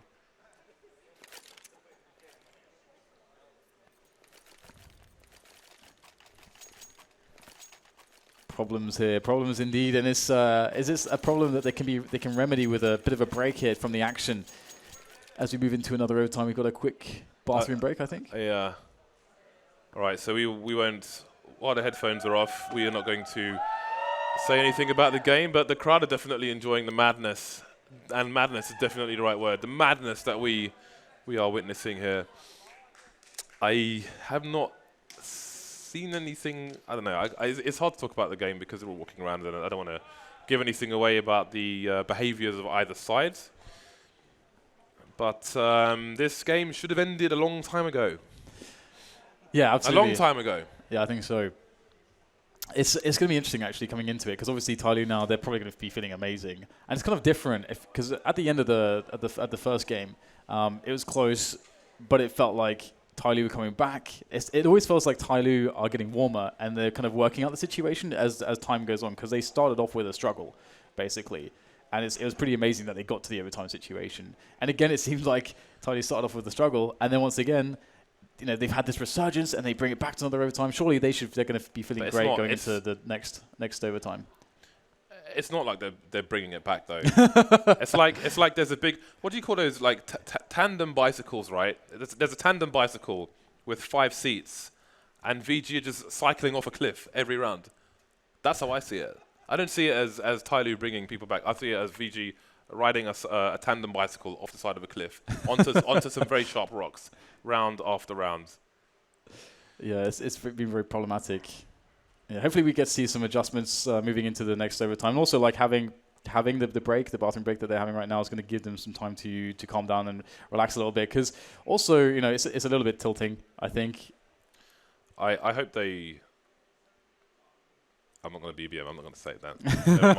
Never mind. I'm fine. This is a break for me as well. This is a break for me to relax. Reset. Yeah, you need to reset like the players need to reset. I need to reset and ignore play it round for round. Everything that I've seen in the previous rounds, and then we'll just come back 20 to 20. I mean, TyLoo are being gifted. They're being gifted opportunities to take this to a third map. It does seem to be the case indeed. This is very interesting. It's I don't know why. I mean, the problem, the thing for me is there's no evolution during the match of the VG side. In terms of timing, it's just constant repeated failure. Yeah. It seems like there's a lack of structure to build something, and then they just like, okay, we need to do something now, right at the end of the round before. Like, it feels like they're expecting TyLoo to give them something, to give them like an early pick or something like that, because they aren't constructing those situations for themselves, and so they're waiting forever. And there's no push from TyLoo, nothing for them, no engagements for them to have, and then they're like, okay, we've got to do something now. why doesn't mid exist in the first minute of the round? Yeah, I know exactly. And also the same thing, like, even if that's the case, you can mix up the pace massively. That tends to be what you normally see. I mean, there's so much, like if you look at Virtus Pro, for example, right?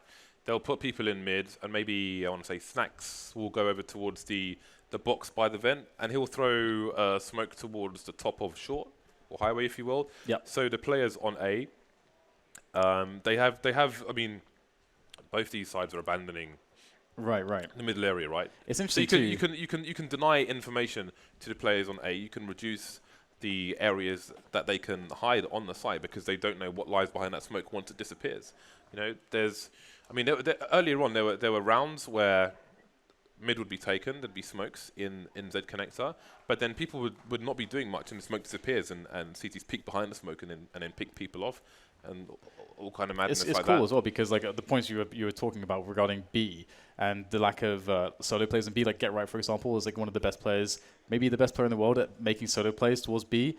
And it's about like not only getting information, but as you say, like with Snacks throwing the smokes in, you actually, within your default, before you've really committed to anything and you haven't taken many big risks, you can cause rotations. And let's say in the case of that smoke, maybe you cause a rotation, so then your player who's harassing door can suddenly get like a shot or something, or can get an angle. So you're like moving the CTs around. And yeah, there's a lot of stuff that we're kind of missing out of the mid phase of the round. That's for sure.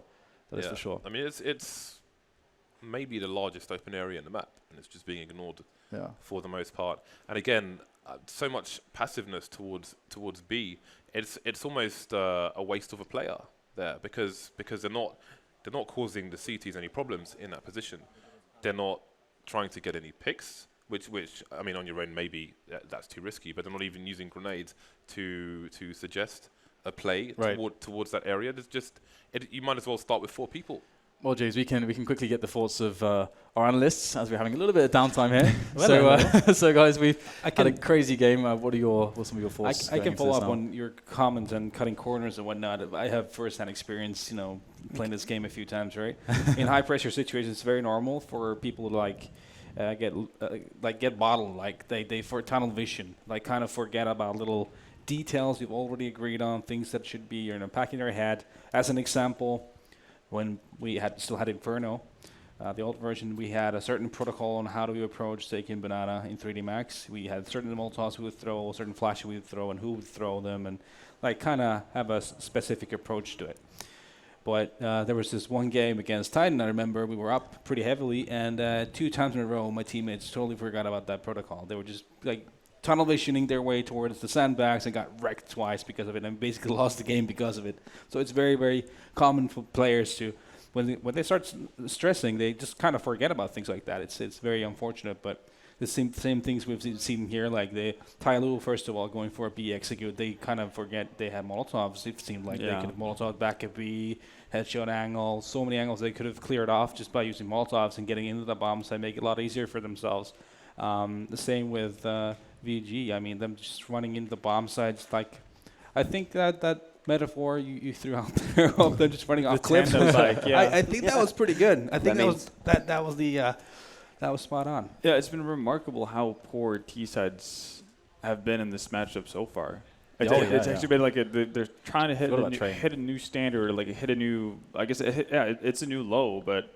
It's pretty incredible because it's like you said, there's no evolution whatsoever to what we're seeing. We're literally just looking at the same picture over and over again, and to me, it's amazing that none of the players even react to it. It's certainly at a certain point. It's like when you go through practice, right, and you have that crazy game leader's like, okay, guys, we're doing the B rush again, and when you've lost, you're down 14-0. And you've done 14 B rushes, and then you're like, yeah, we're doing B rush again. This time it'll work. It's like that kind of a thing that nobody has gone rogue at this point. On train, I was expecting somebody on TyLoo to be like, I'm going to try this route here that leads to Ivy because I've heard things about this place. this mystical, magical land called Narnia. But yeah, no, I'm hoping for more of a bit of an evolution going into the second overtime. Yeah, actually, with Nati's point, one of my worst recurring nightmares is in my first international tournament where I was up against a player that I should have been. I told you guys about this the other night. Not going to mention who it was, but but I was up I was actually in Singapore. It was my first international tournament when I was like 17 or 18, and I had that game won.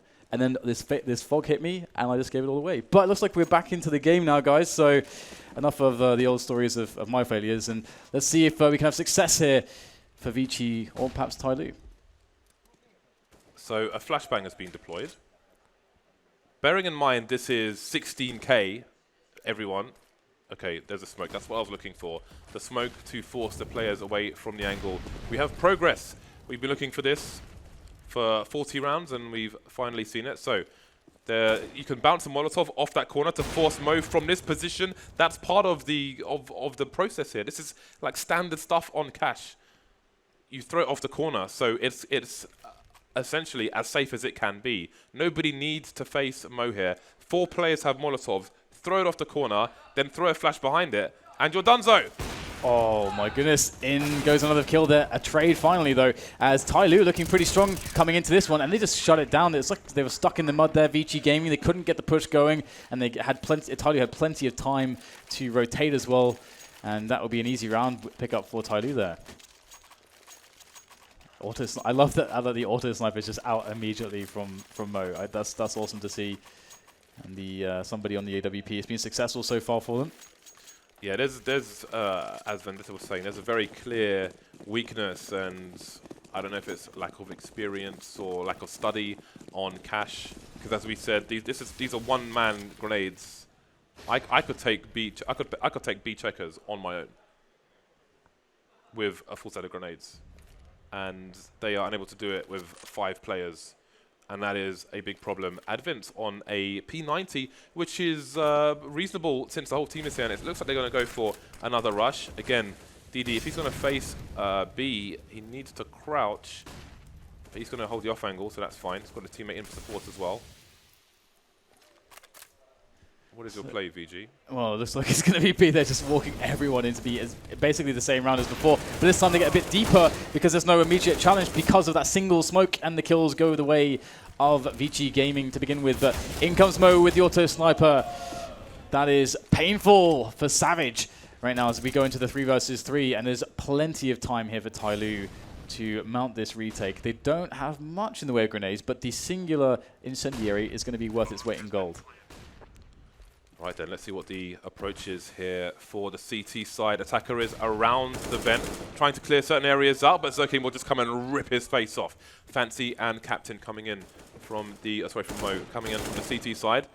But it's looking a little bit awkward, and Mo needs to say this is an expensive gun, and he needs to get out of there. He needs to run for his life. They're going to hunt him, of course, and he is going to get taken down. That is a big, expensive gun taken away for the side, bearing in mind it's 5 rounds per half. That may have a role to play later on, but for now there's plenty of money on the TyLoo side. 1 round for each team so far in the second overtime. Again, TyLoo fighting to stay in this match. They are 1-0 down, or 0-1 down rather, against VG. Another auto sniper. Mo's down to $2,000 now. Yeah, and I wonder actually about VG Gaming just going B again like they did. They must, the first time they did it, they must have somehow thought, okay, we just messed up a couple of things right there, but we feel like that is a way that we can easily get around against TyLoo. And I think TyLoo, to an extent, they didn't obviously react perfectly, so VG actually managed to steal a round away. And I'm afraid that we'll see VG Gaming just continually running into B, hoping for the best. We'll have to see if they can have a similar success as to the previous round, where they really caught TyLoo off guard. And at this point, TyLoo don't have any information. See, this time they've got the Molotov. I don't know why they didn't do that in the first place. They clearly know the Molotov, so here we go. Pushing the site now through the smoke. The pop flash doesn't work out for them. Fancy with 2 kills. Teammate pushes the smoke. He'll get taken down. 2 versus 4 for VG. So they're slowly improving on the approach towards B. But again, I think... Well, let's see what they can do in this round first. This is an important round for TyLoo as well, considering the expense they've made rebuying the auto sniper and the AWP. They need to survive in the numbers here for the coming rounds. Savage and TB remain. TB looking, getting a nice tap onto Mo on the high ground, and he'll get traded immediately. Let's see what Savage can do. Yeah, Savage always seems good for a frag or 2 in any situation. This time, no UMP. He's even got an AK. He's even got a really good gun for this. Oh, there's the first frag. That's a nice peek there. And that's the AWP actually gone. And that may have been the most troublesome weapon of the remaining ones. But still 2 players on the site. They can easily trade onto Savage. So there's surely no way he can do this. This crossfire as well could be deadly. But there's the peek. Savage goes for the second play. Can't get the instant connection. And that's going to be the round for TyLoo once again. And it seems like VG, they've only got 1 bomb site on their version of Cash at the moment. And that's B. Well, it seems, I think part of the issue here for VG is, like, even now they're slowly using more of the grenade to use to take B, but I mean they're not trying to like take checkers, for example, or put a man in checkers. Give themselves options. Yeah, they're just basically using the grenades to get closer to the site, safer, and then rush the site. So there's still no mid takes coming in, because if they get those grenades down, then they can double push mid, the vent from mid and from outside B as well. Anyway, there's a focus over towards A on this occasion. 4 people over there, and a passive lurk from Savage towards B once again. And even now, like, they could use their grenades over towards B to try and pull a rotation, but there's no suggestion of anything happening towards B, which will help TyLoo keep Mo on highway, focusing on A and mid. That push as well, the timing is really fantastic. And for VG Gaming, it's like either go B or go A. It reminds me of the older version of FaZe when they were lacking leadership. Or if he, I wonder if he realizes that he's got some wallbang angles here, but Savage has walked into the B-bomb site. Meanwhile, he capitalizes on all the distraction. And the lurk play plays off well here for Savage as his teams can rotate the bomb there. And how will TyLoo react to this? Do they think...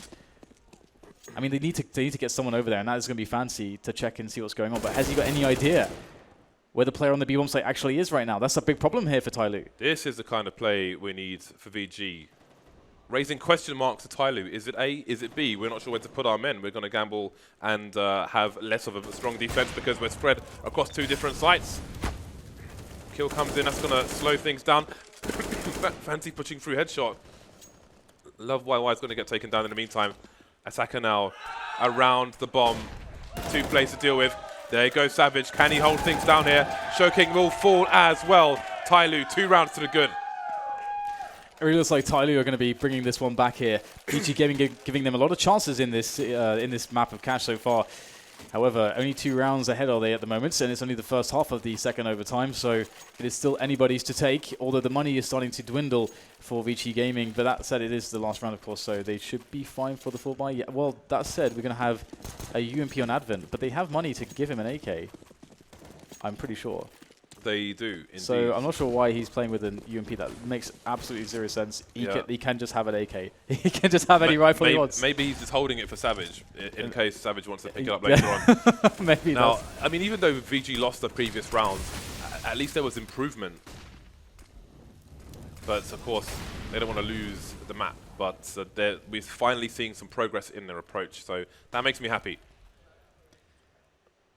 But I mean, yeah, Advent on a UMP instead of an AK, when there's money for an AK, you have to feel like they're just completely mentally frazzled at this point for this kind of stuff to be going on. So now we have 1 Molotov onto the site. You could definitely throw a Molotov into default as well from Toxic, and that's going to allow Fancy to have his pick of the litter. 2 kills so far, no answer from VG. And they're just dying 1 by 1. This may be the end of the road for VG. TB with 4 players to find. And he won't be able to do it. TyLoo with 4 or 5 rounds on their CT side. It does feel like, at the moment, VG are a different team. It feels like they have been broken by the pressure of the situation that they're under. And there's 2 things that can happen in that situation. Either you're going to be able to find a way to normalize with the pressure after a break, or everybody gets into their own heads and it compounds and it gets even worse. I don't think, score aside, I feel like it might not be humanly possible for VG to win this map anymore. Just the amount of things that are going wrong. Yeah. They're throwing Molotovs onto the back corner of the site, but not to default. They're throwing half the Molotovs on the site. And I mean, that's just one of many, many problems that they were on the C side. Anyway, it's time for them to defend, and now it's TyLoo's turn to be the aggressor. And both teams have been very shy of the middle area, as you see there. 1 person peeking alone. No numbers to overwhelm the defenses. Both sides playing just 1 man in middle. and they've got no reason to put extra people there. And one thing that could pick up VG Gaming, there's not many things that could pick them up at this point, but a solid CT side could pick them up here. And we have seen great CT sides from them previously. You know, they seem to find much more comfort here than being on the T side, where they are aware that they're making all these mistakes and things aren't going as they should, which definitely, I think, compounds some of the misplays into more misplays. But they've got the early round advantage here with this CT setup so far. And again, that 1 minute timing, classic here for TyLoo. Every time it hits a minute, in almost all their T rounds, TyLoo, they go over the boost with at least 1 or 2 players. And we're going to see that once again here.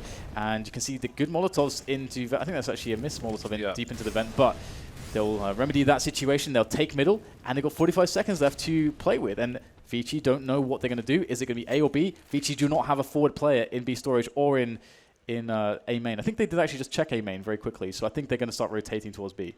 I think they're deploying a smoke towards shorts, actually, on the A site. Indeed they are, but they're doing it maybe with not enough time on the clock. But that is keeping 2 players towards A. They need to push, though. They need to capitalize on this now. There's 3 players on the B site. Shoking very close indeed. Coming in for the push. Down goes the bomb. 2-man spray down for Shoking. Very nice hold so far. Attacker, the only man standing now for TyLoo. Very nice shot onto the Love YY.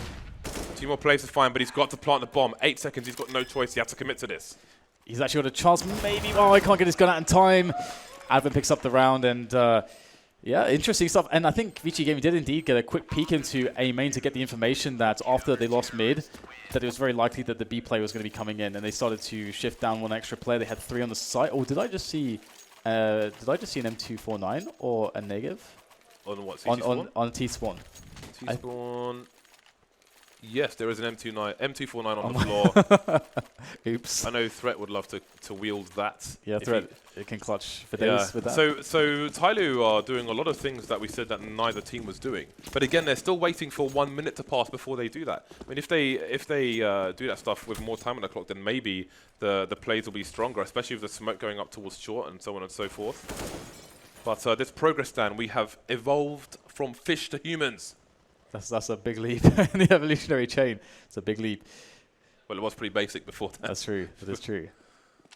Okay, so let's see how TyLoo approaches this round. Is it going to be, again, the same thing, a default into the 1 minute timing here? It does worry me as well that if they are going to do that the bomb is in Squeaky by itself, in this default.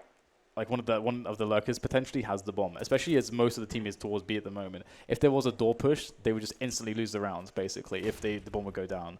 And that has happened. That has happened in a few rounds. There has been door pushes. It's not uncommon on this map. Bomb's still alone there. Are they going to try to run a fake into the B bomb site? Is that the plan here for the TyLoo side? Because I'm not sure. It's going to be interesting to see whether or not VG buy it, if that's the case. 1 minute, like clockwork, the action begins. Yeah, 3-man investment into the B play. It's starting to pull Love YY over. And indeed, more than 1 Molotov, that's good as well. Shoking holding things down for the time being, pulling more players away. But it's going to be a 2-man push into A, and there are 2 men holding until they see the bomb. Savage with a very nice frag there, leaving Fancy alone. VG all about the CT side. It's interesting, isn't it? Because that was a very elaborate round, and if you consider that, once again, VG Gaming, they never really occupy middle. Every time TyLoo take middle, it's completely empty. You think that this would occur to TyLoo at some point that, wait a second, guys, we're always getting mid for free. This is a pretty awesome but a map control to have. Yeah, and instead they go for a very crazy fake play. I mean, to a point, it's just simple logic. Like if you're going to go to A, if you have mid, then a lot of the places the CTs could hide and hold angles, they can no longer do so because you have more angles than they do. Indeed. And here we go, the charge coming in. That's a very big frag. I mean, TyLoo breaking their timing, finally. And it gives them a big advantage. They've got numbers. There might be a boost coming in from B into the vent by the CT side. So hopefully for TyLoo, they'll be looking out for that. 1 minute 25 on the clock now. 2 players towards A for the CT side. There we go. Attacker takes down that vent player. Now TyLoo are in a very good position to go to game points.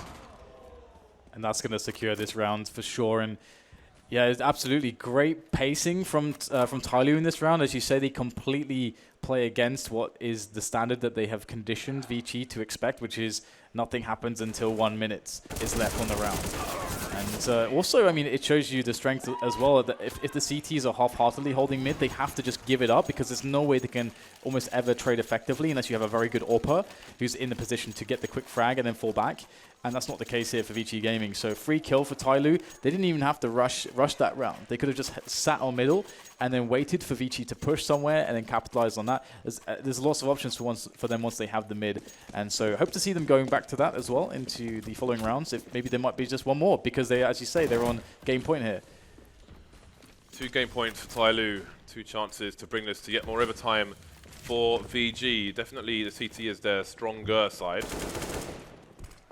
TyLoo going super fast into mid again. Great timing to break the chain, but it's Savage to get the first frag towards the B site. All of TyLoo in the middle area. Now we have that smoke towards short, so it just creates lots of unknowns for VG. Flashes into Z connector as well, but again, they've always been outside Z connector. Savage creeping, looking for information, and now this is how you capitalize on weaknesses. That said, VG still have the man advantage. 2 people in the B bomb site where the bomb is headed, so things still look good for the CT side. Yeah, it was a great push there by Lovey, not allowing the Tees to take Vent for free, and another push to take map control back there from TV, taking down somebody in the connector area middle. There's a connector, and now it's just 2 players left. DD, well, he's dead. Fancy has to clutch it now, 1 versus 4. There might be a chance here. We might even see another overtime because VG suddenly, with that comfort of being on the CT side, are finding themselves some rounds. 1 more round. Can TyLoo take it over the line, or will it be overtime 3? Yeah, VG. And the thing is, if this goes to overtime, then I might favor VG in overtime 3 because they will start on the CT side. Right, they will probably rack the rounds They're up. probably going to win this cash game, James. But first comes the last round of overtime 2. Overtime 2. It says overtime 1 up the top. Confused me for a second, but there we go. Right then, TyLoo, what do you have for us on this occasion? 2 smokes over towards B. So Fancy, he started harassing early, which is good to see. Even with the CT smoke there, you can still continue your normal smokes and throw a HE if you have one behind the box. And if someone is there, then you're going to hit a collision. That eliminates not everything, but a lot of places. And it would be risky for VG to be lurking around in the smoke, which would be the only place you haven't harassed in that situation. So Fancy going to see what's going on. A re-smoke there from the CTs.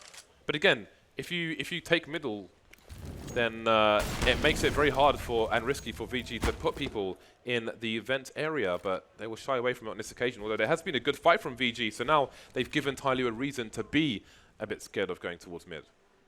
And VG, they don't have really... Okay, now they went for the 3-man push into B storage. They have the info. They've left someone there that allows them to have everyone here just in the nick of time to defend this push. Savage gets the first frag there. And another one. The drag there is beautiful from Savage. His teammates are going down all around him. So he's got yet more work to still accomplish as he looks for something else. And Lovey, he falls. But Savage is still alive. Not anymore, though. But he's done so much work. He's put Shocking in a spot here to get the next overtime. Can he clutch 1 versus 2? To save VG, to give them another chance to close down the series. Moving forwards, he spots the first frag. Somebody's jumping. I don't know what was going on right there, but Shocking is not going to let that opportunity fly. This is not Super Mario Brothers, Dan. Here he goes around the corner looking for the last face here, the last engagement, and he's going to take it down. VG Gaming, they're not done on cash just yet. Give me more rounds of cash. Now we've got a much better game. I'm enjoying this. 25-25. How much cash is too much cash, James? Is too much cash ever a bad thing?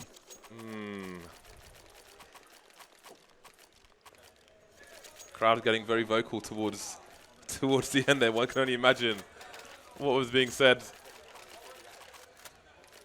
Oh man. Now really, this does not bode well for TyLoo because VG are weak on the C side, but within the vacuum of this match, they are quite strong on the CT side, and the CT side they will continue. So I have to favor VG in this situation because I think they're very likely to get a reasonable score up, and then have an less rounds to win on the T side. Put it that way. Starting overtime on the T side, not good for VG. So let's see, TyLoo just charging in again. This is the Fancy play, and it's being played by Fancy through the smoke, but TB's ready and willing for it. The rest of the team are here though for TyLoo. Yeah, so a really big first frag there, stopping the wrap around the back of the site, keeping a strong integrity to the defense as the CT lines are being refilled here, but slowly they're being taken down as well. Mo standing large and in charge on top of the red container before dropping off now, looking for more kills, and that is going to be found by DD. Just Savage left now in a clutch 1 versus 3, looking for the next player. They're all over the place. He can't get it done. First T round taken by TyLoo, and a very fast-paced play into A. Good start for TyLoo. That's a very crucial round for them to get, no matter what happens afterwards. No matter what happens afterwards. By coming back out for VG. Savage on the AWP once again. It's so funny to think of how many rounds he was rocking the UMP. For who fun. knows what reason. For fun. For some mad perverted reason. But there we go. TyLoo focusing on the B bomb site now with the entire side, the entire Mandem. Oh, the flashbang. They're lining up. How many is it going to be? Oh, that could have been 4. It was 2. But maybe he's done enough damage. We've got a rotation coming in now. Second player towards B. That is colossal play. There's 2 HP and 9 HP on 2 of these players. It's ridiculous, isn't it? What are you going to do? I love that, though. The pop flash play there. It's so good. We've seen a lack of activity, I think, in some spots, and a lack of aggression from the CT sides. And that couldn't have been better timed. They were lining up for the bus. Yep. Oh, man. We have a deep position here for Captain Mo on checkers, and that could pay off massively. If he's able to get a pick here, I mean, it could do a lot for his team, but he's more or less got to do everything himself. As you said, his teammates are so incredibly low on health. He has to be the playmaker here, and no one's peeking from VG Gaming. Then there's no reason for them to do so. Yeah, Shoking holding an angle, just shoulder picking every now and then. Mo doesn't seem to have spotted him yet, though. Just walking onto the site on his own with a scoped AWP. There we go. Oh my god, he's actually got the shot as well. 3 versus 3. And there is one CTTB on the high ground, and he's going to get traded as well. Somehow, TyLoo have an advantage after that horrible start. But again, they're both tags, but Savage is with the AWP. I'm sure he would love an M4 in this situation. Down goes one. Oh, the high ground. Somebody catches him with a Molotov in his hand, and that's going to be the round taken away. I can't believe they lose that round. That's insane. Absolutely insane. I've noticed a habit, actually, in a lot of very tight situations, in a lot of matches we've seen today, where someone will get 1 kill, then instantly pull a grenade out, even though there could be 2 people around the corner. There's a thing. There could be trade fragging as a thing in Counter-Strike. Yeah. What about this trade fragging thing? This is an awesome shot. That was an amazing shot. But yeah, just the deep peak there would have been his last in the round. Now 27-25. This is well, we haven't quite seen such T action yet from both of these teams. TyLoo actually picking up T rounds, 2 in a row, in fact, and they might be able to get another one here. Fast play into the B-bomb site. It's the order of the day right now, Jerking on the site. Oh, he's going to get so much done. 3 kills there for him as he holds things down, his teammates, with the easy cleanup, and that's going to be that, just run and gun. This is carnage. This is carnage. Now, I think VG should start to consider playing the old school Very Games setups over towards B, when you would have Existence over towards Headshot holding flashbangs, and you'd have RPK in checkers. Existence would throw a flashbang at a certain timing, and RPK would pop out, see what's going on, and just get loads of free kills if anybody's there. Because I mean, that's the kind of game we have at the moment. TyLoo just piling up together and trying to bum rush the site. Not going B on this occasion. See how far Zoking is willing to go. Oh man, Fancy straight in the chest. Lovely stuff. Bearing in mind the bomb isn't over towards B, that is a big frag for a multitude of reasons. No rotation going on, however, it might cause some aggression from VG. We've seen some pop flashes towards main in previous rounds. Nobody in mid once again. Yeah, they need to get aggressive. They have to. They have really no choice. They can't just sit on the sites and wait for TyLoo to walk in with 5 people. It's just not how you win rounds as the CTs here. And it's funny, actually, to even see that TyLoo's approach, their structure that seemed so rigid for a good 30, 40 rounds, is even now starting to break down. They're starting to go, let's just rush this bomb site, guys. We'll rush here, let's rush there. And they've actually switched things up quite a lot. And it must be so difficult at this point. There's so many rounds played. over 50 at this point to decide how to open a round. It all must blur together. I like that TyLoo have gone outside of their comfort zone. Wow. You don't want to go back to the well one too many times, man. Yeah, I like how TyLoo have gone outside their comfort zone. No more of the 1 minute mark shenanigans. But now they're running the clock down VG style. Going to execute with the Molotovs onto the site. Lots of them. There's a bit of a tag there, I think, from Savage, but he will get forced with more flames, and down he will go. And this is a clean A site now. 2 versus 4, make it 1. And this is not the half that we were expecting from VG. 1 of 4 rounds so far is what it's going to look like shortly. Yeah, it was very close actually there, because I think Savage got a tag, but he didn't kill anybody, and he had just an open vision into main when there's 2 or 3 players. If he gets a kill there, it could look very different, but it was a very good setup of Molotovs here. But actually, what is this? 2 kills out of nowhere. TB is very low though, and he's up against an AWP of Captain Mo as well as Attacker, and Attacker's going to lock it down there, picks up the kill in the end to stop the shenanigans, to crush the hopes in that round. And TyLoo looking at a very strong T side, and on this one overtime, this 1 T half of overtime, it's like they've got more T rounds in this one half than they had on their entire half on train, and just generally on any half, it seems. All the 40s, 5 players in the 40s on the kill column, and 1 player is on 39. So as you can see, this has been a very long match so far, but VG are in a lot of trouble now. If they only get 1 round on their CT side, you have to go back to TyLoo and favour them, because VG have struggled quite a lot. Got an early advantage so far. Lubby's going to just go in for a pick with a CZ. He's got a lot of information for his team. We've got a flank coming in from Savage as well. No, lots of flashbangs. They're not out of it yet. Yeah, it's the CZs that give them permission to be aggressive, and they're getting a lot of work done. Oh, the flank comes in from Savage. He takes down one of the 2 remaining players, just leaving somebody in a 1 versus 3. And this was the round where Vici had like 3 CZs or something. They did not have a good buy. And somebody will whip the first shot, switching out for the AK now as he looks for the next engagement.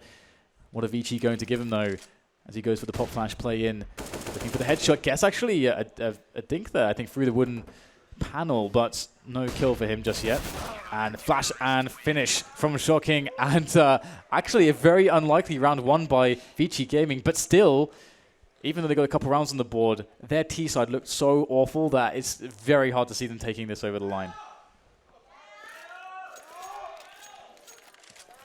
It's so important that they kept TyLoo off a 2-round lead in this situation. That gives them some breathing space, but are VG able to make some adaptations to their T game as TyLoo did? Can they take something from the TyLoo book and put it into their own?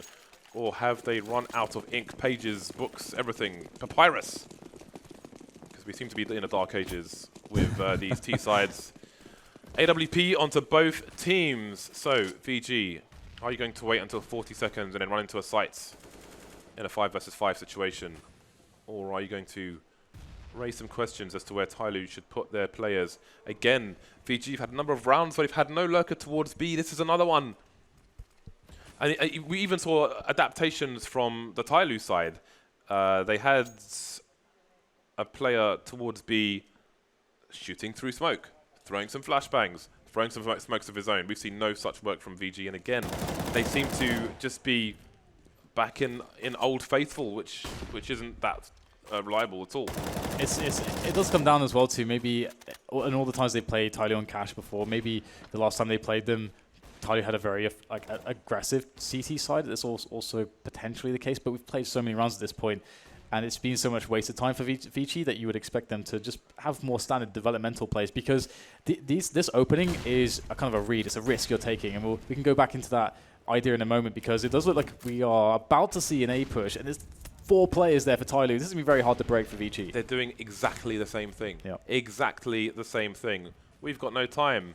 We have done nothing across the entire map. For some reason, they still have a lurker towards B. I don't know what he's doing there with 25 seconds on the clock. Why is he towards B? Push comes in though, and we get TyLoo, as expected, just locking it down. They've got 4 players again to deal with this. In fact, only 3 really are having their attention there, because they've got 1 focusing on mid, and there it is. There goes the kill. It's like matchmaking. It's like, all right, guys, we're going to push B, and we're going to go to A, and there's one guy, I go B. And then you all die, and he's standing there alone, So the thing I was going to briefly mention is that play works if you're expecting aggression, but the thing is that almost never happens, and it's a risk. It's an opportunity cost because it's time that you're giving up, which is the opportunity to do something, and then you put yourself in a situation where you've got almost no time to do anything, and you've done nothing. So that opportunity cost. That's a huge opportunity, completely gone for a play that never happens from the CTs. So that needs to be addressed here by VG, and it has to be addressed soon because otherwise, TyLoo are definitely winning this cash game.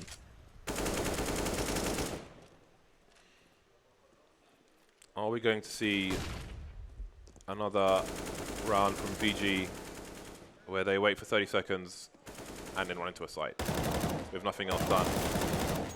So far, so good for TyLoo. Advent, the B lurker, still just standing around, offering nothing. While VG, well, the bomb is headed over towards B, but only half the team is there for the time being. 1 minute mark, and we've got a very slow creep from the other two guys. But again, they're not doing anything to advance their situation. They're a man down as well. Going for the mid play though, and that map control could be very effective. The problem is that there is Captain Mo who could actually catch the cross, but it's a good approach here from Savage. It's perfect stuff. That's absolutely how you have to do it. Gets the superior angle there, basically abusing the blind spot for the AWPer, and that will bring VG into the B-bomb site for the split, and this is a much better round coming in now for VG Gaming, despite losing a player early on, but they can't get onto the bomb site. The attacker's just standing up there on the crate, announcing his position, and just laying death all around him with the AK. And that is a beautiful round from TyLoo in defense. It was much better from VG once they'd lost a player, but it is not going to be enough here. They need the rounds. They are 3 behind. TyLoo surely will end the overtime clash between these two teams here. There's no way TyLoo can lose this now. There's no way. Man, you're jinxing this pretty hard. You go for the jinx. You know what? I don't even care. I would find it hilarious if VG managed to take it to another overtime in this situation. See, when they cannot afford to lose any more rounds, they have the super early aggression towards the B-bomb site and get an early pick. Why did it wait until round number 58 for them to do this? Zoking with a pick towards Highway as well. Maybe indeed, Dan, I have jinxed it. Maybe we're all going to die in these chairs. 4 versus 2 at the moment. DD goes down towards B as well. Finally, someone has fired a rocket up the posteriors of VG. Absolutely. Yeah, that was beautiful there. They actually go in for the push. They actually do something instead of just sitting around waiting.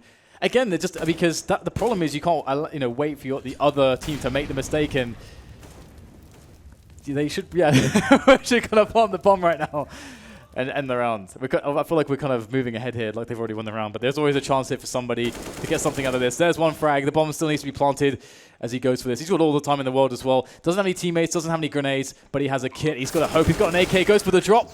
TB takes him down. All right. There's no way TyLoo are losing this. There's no way. Stop this. There's no way. All right, so we've got VG Gaming.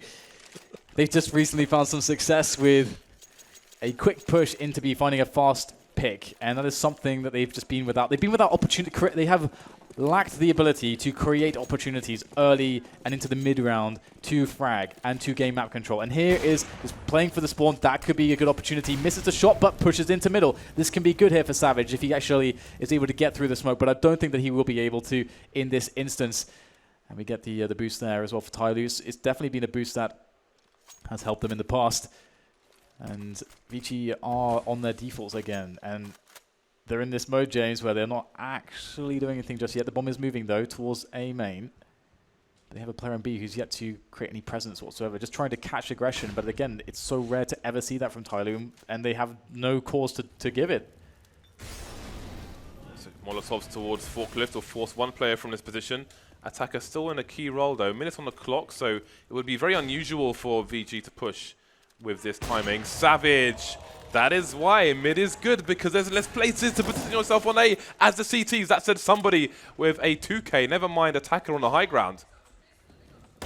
This is really weird though, because they lost the bomb on A, and there's a player in B and a player in mid. It feels like one of the players on VG Gaming really should not have been in B on this round, but they've got two lurkers essentially in Savage and in TB. But boom, there it is, Savage again.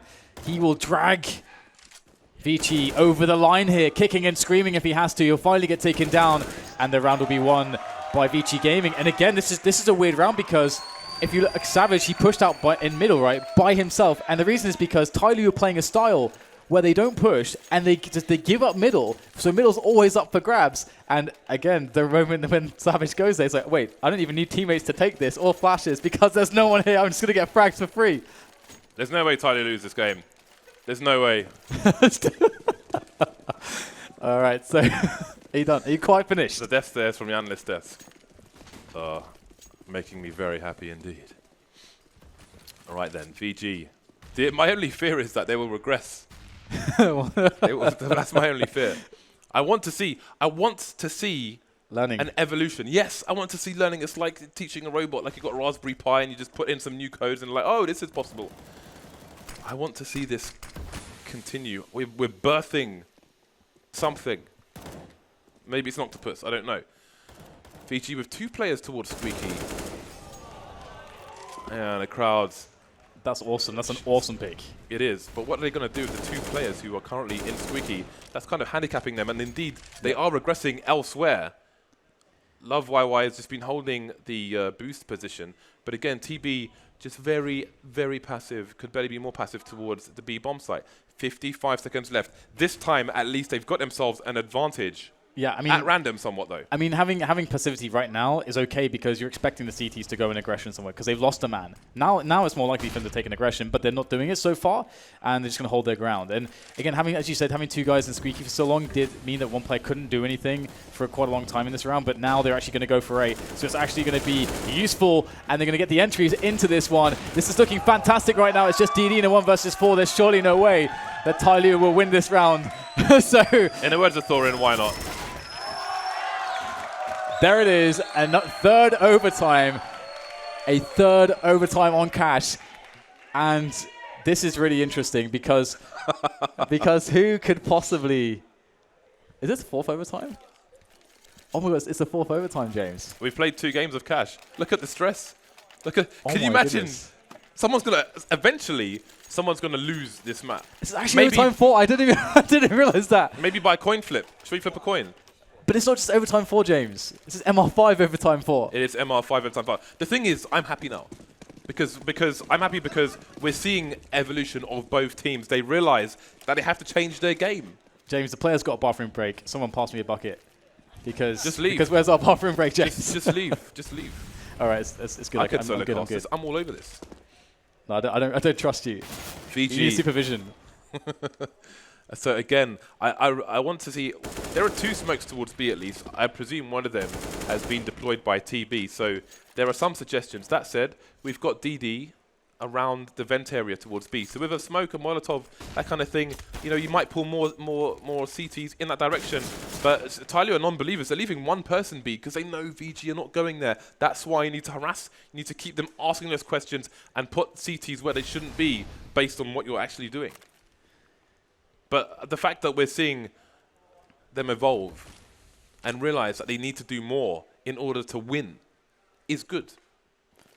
That is how it works. But I do feel like now the stress is off VG. Maybe they have regressed back. Well, they all the way back. They have pushed mid right now. Okay, thank you. The trade comes in. That would have been very, very awful with no trade potential there in middle at this point in the round. There's 40 seconds to go. And the problem for them right now is that it's hard for them to tell which bomb sites. Okay, now they have the information that going A would be awesome, but they have 30 seconds. The bomb's already committed towards B. They're going for the play with the pop flash. It's going to work out. Another entry frag found by TB. And somehow VG have brought themselves back into this series. It's been a lot of Cash. This has been an emotional time for both teams right now. We saw a systemic problem with VG. Maybe there's still some issues there. As you said, we have seen some learning, but we've also saw a breakdown, I think, psychologically of VG. But they've somehow brought themselves back. They've refocused. They've recomposed, and we are getting some rounds on the T side from VG. What's crazy is this may not be the last map of this series. That's and true, whoever yeah. wins this ultimately has to go and play another game afterwards. Oh my god, yes. But it might be even taxing for Renegades to sit there and watch this madness as well. This continued game. 3 players. Again, TyLoo just constantly abandoning mid, but it's not being exploited very often. 3 players in the A side. Now there are 3 players in... Oh no, 2 players in Squeaky for the T side. A nice early opening for VG, and they're looking to capitalize on it. So with this early advantage, and this is a really early advantage, there's a lot they can do, but we're just going to get facing there, and that's really sad there for VG Gaming, because they were not in a position to really. I mean, at best you're getting a 5 versus 3 there for the T side, and that's awesome. But this also can happen. I don't even know what they're doing at the moment, just walking in and dying. And this is a situation where they had an advantage. They had map control. They can bring players together, coordinate in, trade in, use grenades to get advantages, but they are going down 1 by 1 after having a 5 versus 4 with 1 minute and 15 on the clock. That is criminal there for Vici. Can they find a way to save it? TB taking down the last player on the B bomb site, so there's a chance to plant the bomb. They're going to have CTs coming in from 3 directions, however. 1 from T-spawn, 1 from vent, 1 from CT on the lower side. TB is somewhat vulnerable in his position, choosing to push through a smoke. I don't know why. Advent now has to clutch for his team. 1 down, 2 more to find. They know where he is. The flashbang will flash him as well. Would have been better off the ceiling, and Mo will take him down. Indeed, VG throwing. It's like they have no idea what to do. I don't know if there's a leadership issue, because when they, I mean, again, two guys in Squeaky. Yeah, why really do you have 2 guys that's in Squeaky? Really weird. But even then, they lose the player in main. They've got a player very early in mid and a player in B, yeah. and they've got 2 guys funneling with the bomb through the main door. Yeah, I mean, I think obviously there's a lot of mistakes there, but you have to go back to the first one. After they get the pick, the guy in main who's just openly facing. And the thing is, to get a frag from that position is very difficult by yourself with no assistance, and they're in a spot where they don't need to do that. He was jumping in the door, and that was the second frag given up, which is going to put them at a disadvantage in frags. Unbelievable stuff, to be honest. If Vici, I don't even know if Vici are able to win this cash somehow. That's going to be unreal. At this point as well, it's just we have descended into a level of madness here. I mean, the players have been through so much. It's very fatiguing as well. We're going to see more and more mistakes as time goes on because of the level of pressure, the level of fatigue. Nice. That is the kind of harassment that we needed to see 60 rounds ago. Opening onto the B bomb site. TB, he's in a great spot to push through, although there is no one on the site for his team just yet, so it's reasonable for him to wait. Nice aggression there from somebody. Catches the rotation as he goes towards the B bomb site, and suddenly it becomes a doable retake from a retake that probably would have been fairly impossible. And if they can take over checkers, oh, Advent almost caught with a nade in his hands, but he gets the frag anyway. And that is a 2 versus 2 now, but that is progress here for TyLoo. They've gotten into positions to actually get a retake here. That's not too disadvantageous for them as they have checkers control, and both of the remaining players are stuck on the bomb site. Ooh, Zoking's been found because of the Molotov. That's brilliant though. Able to still get the frag despite being out of position. An attacker needs to make these frags happen. He pulls out the Deagle. That's not going to happen. And another T round from Vici. All of a sudden, TyLoo and Vici Gaming can take T rounds. I'm liking it. We're seeing more active players. And you see so many rounds. I think, let me think. It must be at least 30 rounds of the T side for VG. Let's say that 20 of them are buy rounds. It might be less than that. But that might be the first time they've had an actual harassment towards B. One man's opened it up. Even if he doesn't, even if he fails, he just proposes the idea that the team might be going towards B. That is a contribution for the team. Now they've got 2 people. They're enjoying their success towards B now. They're going to put more forces in that direction, which is great considering not much happens usually at the beginning of these rounds on the T side. TB's looking for a boost from B over into Toxic, while Love YY is holding angles into the site a little bit more. And again, I mean, get the molly. Oh, that's pretty bad. I was going to say, get the molly under the vent. Try and move into mid. On this occasion, TyLoo actually have somebody there. Yeah, I think Savage confused himself for a clay pigeon right there, and that's not good. That's not good. 32-31 is the score, James. That is so many rounds. And it looks like VG Gaming are going to just run into B at this point. Again, they just... There's so many players to respond to this for TyLoo that it's going to be tough for VG to break this without the proper Molotovs. And they don't have Checkers control before rushing into the bomb site. Still, though, it looks like they're able to... Well, actually, they don't get any kills so far. It's just TyLoo with all the frags. Oh, what is that? Through the smoke he goes. Still, I think, obscured by the smoke. Lovey has to clutch against the entire team by himself with an AWP. And we have another situation, James, where...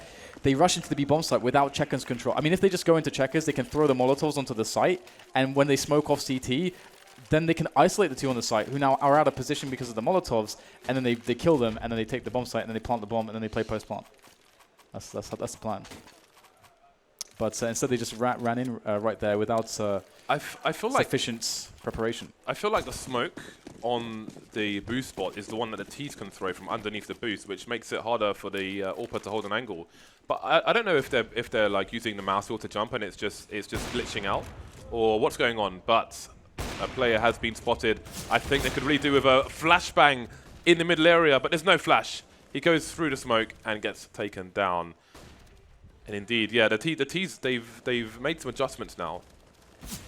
This is a dangerous game, and again, it'd be so easy to just smoke Mo off once you know that he's in this position, and then start to press the issue. He's just one man. He's one man with an AWP, and if you push him out of position, it's really like imagine being in that position. We can come back to that in a moment because we do have the push up short here for VG Gaming. This could be really huge, and yes, indeed, it will be. Captain Mo on the rotation gets caught out by Lovey, and Savage also makes a frag there towards the A bomb site. Now the bomb is actually, instead of going towards B, it's going to go all the way back towards A. But there's a problem because there is still a player on the A bomb site, and he's going to get the frag there on Savage, and all of a sudden, Advit's wondering, what do I do here? Yeah, somebody came in from the flank. He was in main. Not sure how he got there, but he has backed off.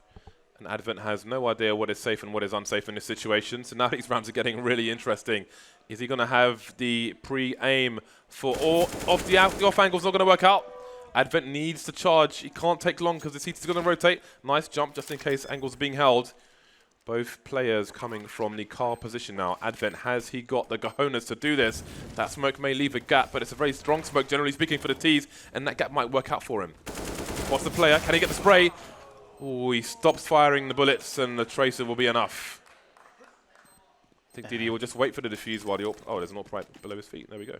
It's a crazy round, actually. Really, really nutty round, because the play up short was brilliant. And again, this needs to be something that's more exploited by both teams. Middle is so often for free. And of course, initially there was, Mo was in middle firing off shots, but he was playing there alone. And it's so often that if there's going to be anyone in mid, he's going to be alone for the CT side. So this was something that they could capitalize on. You can see that they did that. They recognized this later into the round, and that got them the opening, which almost meant full control of the A-bomb site. I would love to see TyLoo throw a smoke into connector, and maybe an extra one if they feel like they need it, towards the short box, and just put two people into mid quickly. Like if you play cash, you must have an execute where people go into mid. That said, we see two CTs running into mid on this occasion, but I mean, these are things that should have happened many moons ago. Wait a second, did we see a single wall of smokes on mid? Yes, we saw one single wall of smokes on mid. In 65 rounds, just one wall of smoke on mid. Yeah, that's unbelievable. We saw half a wall of smoke in one round, and then we saw one wall of smoke in 65 rounds. I actually cannot believe that. That's these, as you say, that's the most common one, and you don't need any knowledge to do those. They're very easy to do safely. Very strange stuff indeed, and it reminds me of when North America was behind on cash, and they didn't realize that mid was you're supposed to do stuff on mid for a long time, and that has obviously since changed a long time ago, but... Yeah, I mean, I think with teams in this situation, they should just watch, I don't know, demos of a team. I mean, just watch like Get Right over towards B. Just start with that. Just steal everything. Steal everything. Yeah, new NIP is a good place to start because they're a structured team. Here comes the push into mid and mid take, but the Molotov into the vent might create a false sense of security because it's just a failure of a Molotov there, and the push comes in from B storage here. This is beautiful here for Vici. This push could just kill everything right now. It catches a lot of players in the back. Now they have to turn around. They've got an AWPer to worry about as well, and a player diving from above on the highway area. This is absolute madness here for the TyLoo side, and somehow They are still getting some kills, but how many kills can they get? This actually turned it into a 2 versus 2. They're even in a favorable spot here, but they have to plant the bomb, and there's another player coming from the flank. TB coming in from the back, and Mo is going to go down, the key player over all these games. Now somebody, can he keep this in? Oh, so close! 20 HP and TB takes it for VG. Oh my goodness. The thing is as well, this is so many rounds. The players have to be so fatigued at this point because they've already played the map. This is the second series of the day as well. This is 2 maps. This one map is 2 maps. But this one map is 2 maps. There's already been a best of 3 today, which TyLoo played at the start. The TyLoo have played so much Counter-Strike today, it's unbelievable. And they still could, if they're going to win this series, they still have to play another map. And then they have to play more maps, James. It doesn't end. They have to keep playing maps.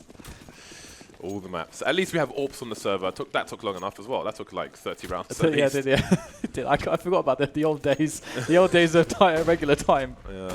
Good old days. So Savage going for another squeaky door push, but he will be deterred by somebody, which sounds ridiculous in itself. 2-1-2 set up for the CT side. Then this round again we have. Actually, one thing that these guys could learn is just the late takeoff mids. But again, we've got TB now. He's holding the off angle, flusher style, in the Z connector position. But there's no smoke towards connector. There's no denial of information for the one CT who keeps playing mid for both teams in the middle area. Will somebody peek? Yes, they will. There is the peek from TB looking for the information. And he's now very dead. And TyLoo have consistently shown that they have more understanding of taking mid. I mean, that's been in their structure. And look at this forward position. DD is going to probably completely destroy Savage. He's scoped in, catches him in a blind spot, does DD, and now this is a huge advantage. There's surely no way that Advent can stop this. He's actually the underperformer, I guess, so far on the scoreboard, at least for the team. Doesn't get anything out of this round, and now there's just 2 players left. This has been just systematically frag by frag won by TyLoo here, just picking players off with attempts at map control. It's brilliant. Lovey dead. Right then. 36 rounds. It took me a while to figure it out, all the way up here. We're looking for the first team to make it to 36 rounds. So basically, TyLoo win 2 rounds and they win. CyberZen need to win all the rounds and they win. Otherwise, more overtimes. Overtime. It might end up being, I don't know what the record is for overtimes or rounds played, because we're doing ML5 here. But yeah, we must be approaching whatever their record is. Yeah, in terms of rounds, we are racking them up at the moment. Somebody going over towards Squeaky again, keeping the CTs honest. And Savage has changed his position. He is now in the middle area watching the high ground, and there's, of course, no smoke to deny him. I mean, you can throw the smoke from the boost position as well. You see the Ts, once they're boosted, go to that bottom right corner. In fact, 2 players in mid, so a change of approach from VG. An adaptation, Dan. There's an evolution. And I just heard from production, the record is 41-38 from the miners. And I actually didn't quite hear which miner it was, but that we almost said. Spring EU miner. And that's just for the miners. But we're approaching that record, James. 41-38. Can we get there? Can we get there? I want to get there. I want to achieve something today. 50 seconds on the clock. Oh, the feet spotted. That is some early information. And that's forcing TyLoo away. They're going to fully rotate away from B and scramble towards the A site. So we'll see if this works. We've got 2 players per site. The rotation for the CTs is going to be very long indeed. They really need these counter splashes. So far, so good, but they're not getting the frags. Advent goes down. 1 more player straight through the smoke. Never recommended. 22 seconds left, and that's going to buy time. Savage standing in the smoke now, desperately pushing through. He's going to go down, leaving Zoking alone. He's got a Molotov. It's definitely doable. I mean, he's on the flank. He had the element of surprise. If he got that frag, it was so doable. One of the players was so low, but 35 rounds. TyLoo need 1 more round, and they will close it down. There's no way they're losing this, Dan. There's no way TyLoo are losing in this situation. It's impossible. You're a pervert, James. Yes, I am. Up onto both sides. 16k to be spent and will be spent. 2 rounds for VG. Sorry, not 16k just yet. Because we have 2 rounds left. I'm losing my mind. TyLoo, passive for the most part once again. But Fancy's been doing this for a few rounds now. He's been harassing the CTs. And that's a lot more than the Locos have been doing on VG, TB and Co. for the most part. Fancy throwing a Molotov towards the vents. And there's the push coming in from the CTs. He's forcing action and he's going to win. That's a big kill right there for TyLoo. I mean, it's just over a minute left in the round, and they've already created an advantage for themselves. Although Fancy is quite low, there's some real options here. And they can actually spend a little bit of time playing passively, but eventually an info play will come out from the CTs, and that might have been it. And it got smacked down there. So beautiful cognizance of Mo to be ready for that shot. Very quick and very precise is Mo. And in goes the play into the A-bomb site. Is this the moment? Is this the moment? There's only 2 players left here. Can it all be over on Cash? Finally, in overtime 4, there's just 1 man left. Shokin coming in against 5 players. It would be an unbelievable clutch. And soon his position will be given away. They know where he is right now. It's an easy frag made, but not many left. And that is it. That is it finally. TyLoo take it 36-33 on Cash. That means that TyLoo have to play 1 more map. They have to win 1 more map if they want to advance and play Renegades in the last best of 3 of the Asian Minor. Well, never saw that coming. A very long and hard, arduous slog for both those sides, with barren, arid T sides, which finally developed once we got to the 55 to 60 round mark.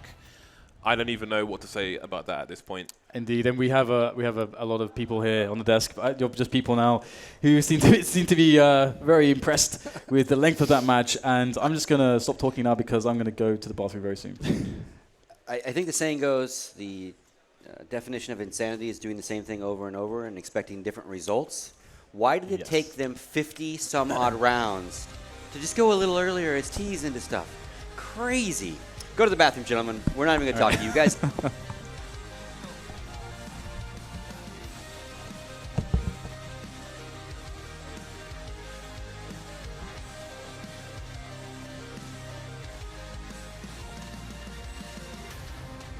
As Dan asked, early on, can you ever have too much cash? Yes. Yes, you can. Yes, you can definitely have too much cash. Yeah. I think we had enough about 25 30 rounds in. 30 more than we asked for. Yeah, no, this this was like, you want to try to find positives, and I guess for sure you did highlight one of them. 55 rounds in, we started to see something different. So there's positivity to find in that, but for the better part, that match was just dreadful. It was not pretty because of the problems you highlighted. The fact that teams, especially VG were ruthless at this, trying the same friggin' thing over and over again with 0 adaptation, 0 changes, and I don't understand how that's possible. We saw TyLoo falling into this trap on train. The fact that they refused to go alley, they refused to do anything new. They would just hope that it will work eventually. I never really imagined that would have been the case for Cash as well, and not for as long as it was either. And that's kind of disheartening. I feel like this was kind of the game that probably pleased the audience. Everyone watching probably had fun, but anyone that was going to look at it from a tactical point of view is scratching their head thinking, what the heck am I watching? Like, there's so many, like you were saying there, so many small things that both teams were lackluster at, just cutting corners left, right, and center. Once they were going to bomb sites, they've had the ideas and all that stuff, but once they're actually executing, they're just not throwing specific Molotovs or just slowing down once you're just supposed to plow into a bomb site, giving your opponent another chance to come into the round. TyLoo, at least, did have the understanding of mid-control and how to go about it, and how does that dynamic of the map work, because it is a very important part of this map. It enables you to do all sorts of things, obviously, and VG they just wanted to go bomb sites. They were like, we either go A, we go B. Look at this highlight right now with Fancy. We saw that kind of a scenario so many times because Vici had this idea. Either they would go towards A and they'd eventually do an execute, or they would go and then they'd put absolutely zero pressure towards B, or they would just go B as a 5 without actually using checkers, which is insanity as well. But they would never actually use Molotovs to clear out the bomb site. So at this point, you're not clearing anything of the back parts where you can get crossfired, and you're not clearing out the site either. So you're kind of just running into God knows what. Like, you're opening Pandora's box and just hoping for the best at that point. And that's what VG did for about 35 rounds. Yeah, what's really heartbreaking is that they had a pretty good lead on the regular time, right? They were 13-8 up. Well, they should have won. Right, yeah. And then overtime also, they mocked up, 3 match points in the first overtime. Just by, they looked really, really scared. Cowardly almost. Well, and like James mentioned, it's one thing if you're gonna have the mindset that about 30, 40 seconds in, we're gonna activate somewhere. But a smart team is using that pre-time to peek around, try to get some intel, to at least have an idea of where the other team is, maybe get a pick-off. But they literally were matchmaking style. Okay, we're all gonna go be wait in tunnels, and then we'll go. And they have no idea, like, what else is around them, where the flanks might come from, or anything. Yeah. And you saw that towards the very, very end of the game, right? When you had that round with TB pretty much just walking into B, because that's something they hadn't done up to that point. They hadn't put any pressure with just a sole guy towards B, and that ended up in a situation where he finds 2 frags. All of a sudden, B bomb site is open. They still managed to muck it up for themselves to a certain extent where it becomes a round, but there's stuff like that could have happened so much earlier, and it doesn't take a genius to kind of suggest that at any given point. So look at this insane scoreboard. Thank God the lines are big enough to hold those numbers. Yeah. So our MVP is going to be Captain Mo, and again, as you mentioned, it really into those last overtimes on that CT side, he was locking down mid. And again, much like Mirage, this is very much a mid-control kind of map. You should play it that way. You should keep an eye on mid. You should care about mid a lot, right? Yeah, and Captain Mo is a beneficiary of a lot of careless peaks that VG keep doing, right? It's just dreadful to watch them, in situations your teammates already died in boost. Why would you go in middle and take a shoulder peek in middle anymore? Because, we know the opera's there. You don't need to go and confirm that anymore, because the risk is that you're going to die, right? Got to get confirmation of the confirmation. Yeah. Standard procedure. It just boggles my mind, but what else is there to be said about that game? Because it was a lot of I kind of just want to move on, because this is something I want to repress as quickly as possible. I forgot what the third map is at this point. It is Cobble. Let's talk about Cobble. Right, okay. TyLoo has not played it at all here at the event, but VG has played it twice. Yeah. They lost to Renegades on it, 21-19 in overtime, but then they did beat Fire Dragoon in that lower bracket match, 16-14. Yeah, neither of which we saw. So they're 1-1 so far here. Yeah, and the Renegades game was one where they actually ended up in a similar scenario as we saw in game 1, right? Yeah. One team's up 13-3, and then, it becomes a game out of it. So VG actually took it to overtime versus Renegades after being down 13-3. On Cobble. So, and again, this is something we talked about. We kind of expected this to be the map pick of VG once it was left open, because it's a very, very strong map for them. Yeah, mentioning that, again, looking at their offline stats for the last 3 months, 4-2, 66% for TyLoo, 11-0 for VG, 100% win rate. Yeah. Well, again, we have to remember that we don't know the opposition exactly. Well, it is inflated stats, because obviously they play a lot of domestic teams, and if you're going to compare domestic teams in China, it's literally just like TyLoo and VG are worth their weight in terms of, if you want to look at it in that way. Yeah. But obviously, never losing on a map is never a bad thing, regardless of who you're playing. If nothing else, it's going to give you confidence going in, whether it's going to translate to reality. And I think at this point, you kind of have to look at that if you're VG as well, knowing that was a mess of a map. Cash happened somehow, some way, but you can go into Cobble knowing that now we have something to fall back on. This is something that we've done 1,000 times, and it's a map we don't necessarily have to get lost on in the same way. And I think even if you get lost, Cobble is such a restrictive map that it actually allows you to be successful, even if you just do the same thing over and over again. Like if you just want to go B plateau, see if you can find a pick 15 rounds in a row, that might work out. That's just kind of how the map is. Yep. It's very tough to be in the situation that VT is right now, because you've first of all, you've overcome your demons previously, right? Yeah. You beat TyLoo in the previous best of 3, and then you win map 1, and the map 2, it's all looking great and dandy. You're just waltzing your way towards the grand finals, and then shit hits the fan. literally. And it just splatters everywhere. Yeah. And again, like I said, so going into, I think I've been in this situation myself. as a player, right? You're planning. You kind of still you feel you're an underdog, right? And then you're in the brink of winning it, and then you mock it up, going to a third. It's a very, very hard situation to get into psychologically for these players. So that's what worries me for VG. But I think in a normal circumstance, you'd go into map 3 into neutral ground, where it's like a map both teams like to play. It's a map, that kind of thing. But because of how the veto transpired, we end up in a situation where VG are ending up on a map where they're super comfortable. Yeah. It's probably their best map, and TyLoo on their end end up on a map that they've kind of been trying to avoid for the better part of the tournament. That's the silver lining, right? Yeah, exactly. So if you're VG, you have to feel good about that. If you're TyLoo, I don't know really what you can expect going into this. Sure, you're happy about the win, the fact that you managed to basically scrape out a win out of nothing. That was really the case on Cash, and you showed longevity, mental fortitude, all of that good stuff. But going into Kabul, I wouldn't feel too confident if I'm TyLoo. Predictions, gentlemen. It's really hard to try to support VG at this point. It's super hard to. I'm just gonna side with TyLoo because they actually tried stuff on Cash, so I'm gonna go with them. I like that was just too bad of a showing from VG to really have any confidence in them going into Kabul. All right. At least for me. Yeah, TyLoo's can take it. TyLoo. All right. These guys have TyLoo going at it. Again, it's going to be the last map. It feels like the fourth map. It's really only the third map. So when we come back, do or die time for both these teams. Winner not only books themselves into the grand finals to play Renegades, they also secure a spot in that last major qualifier. We'll be back after the break.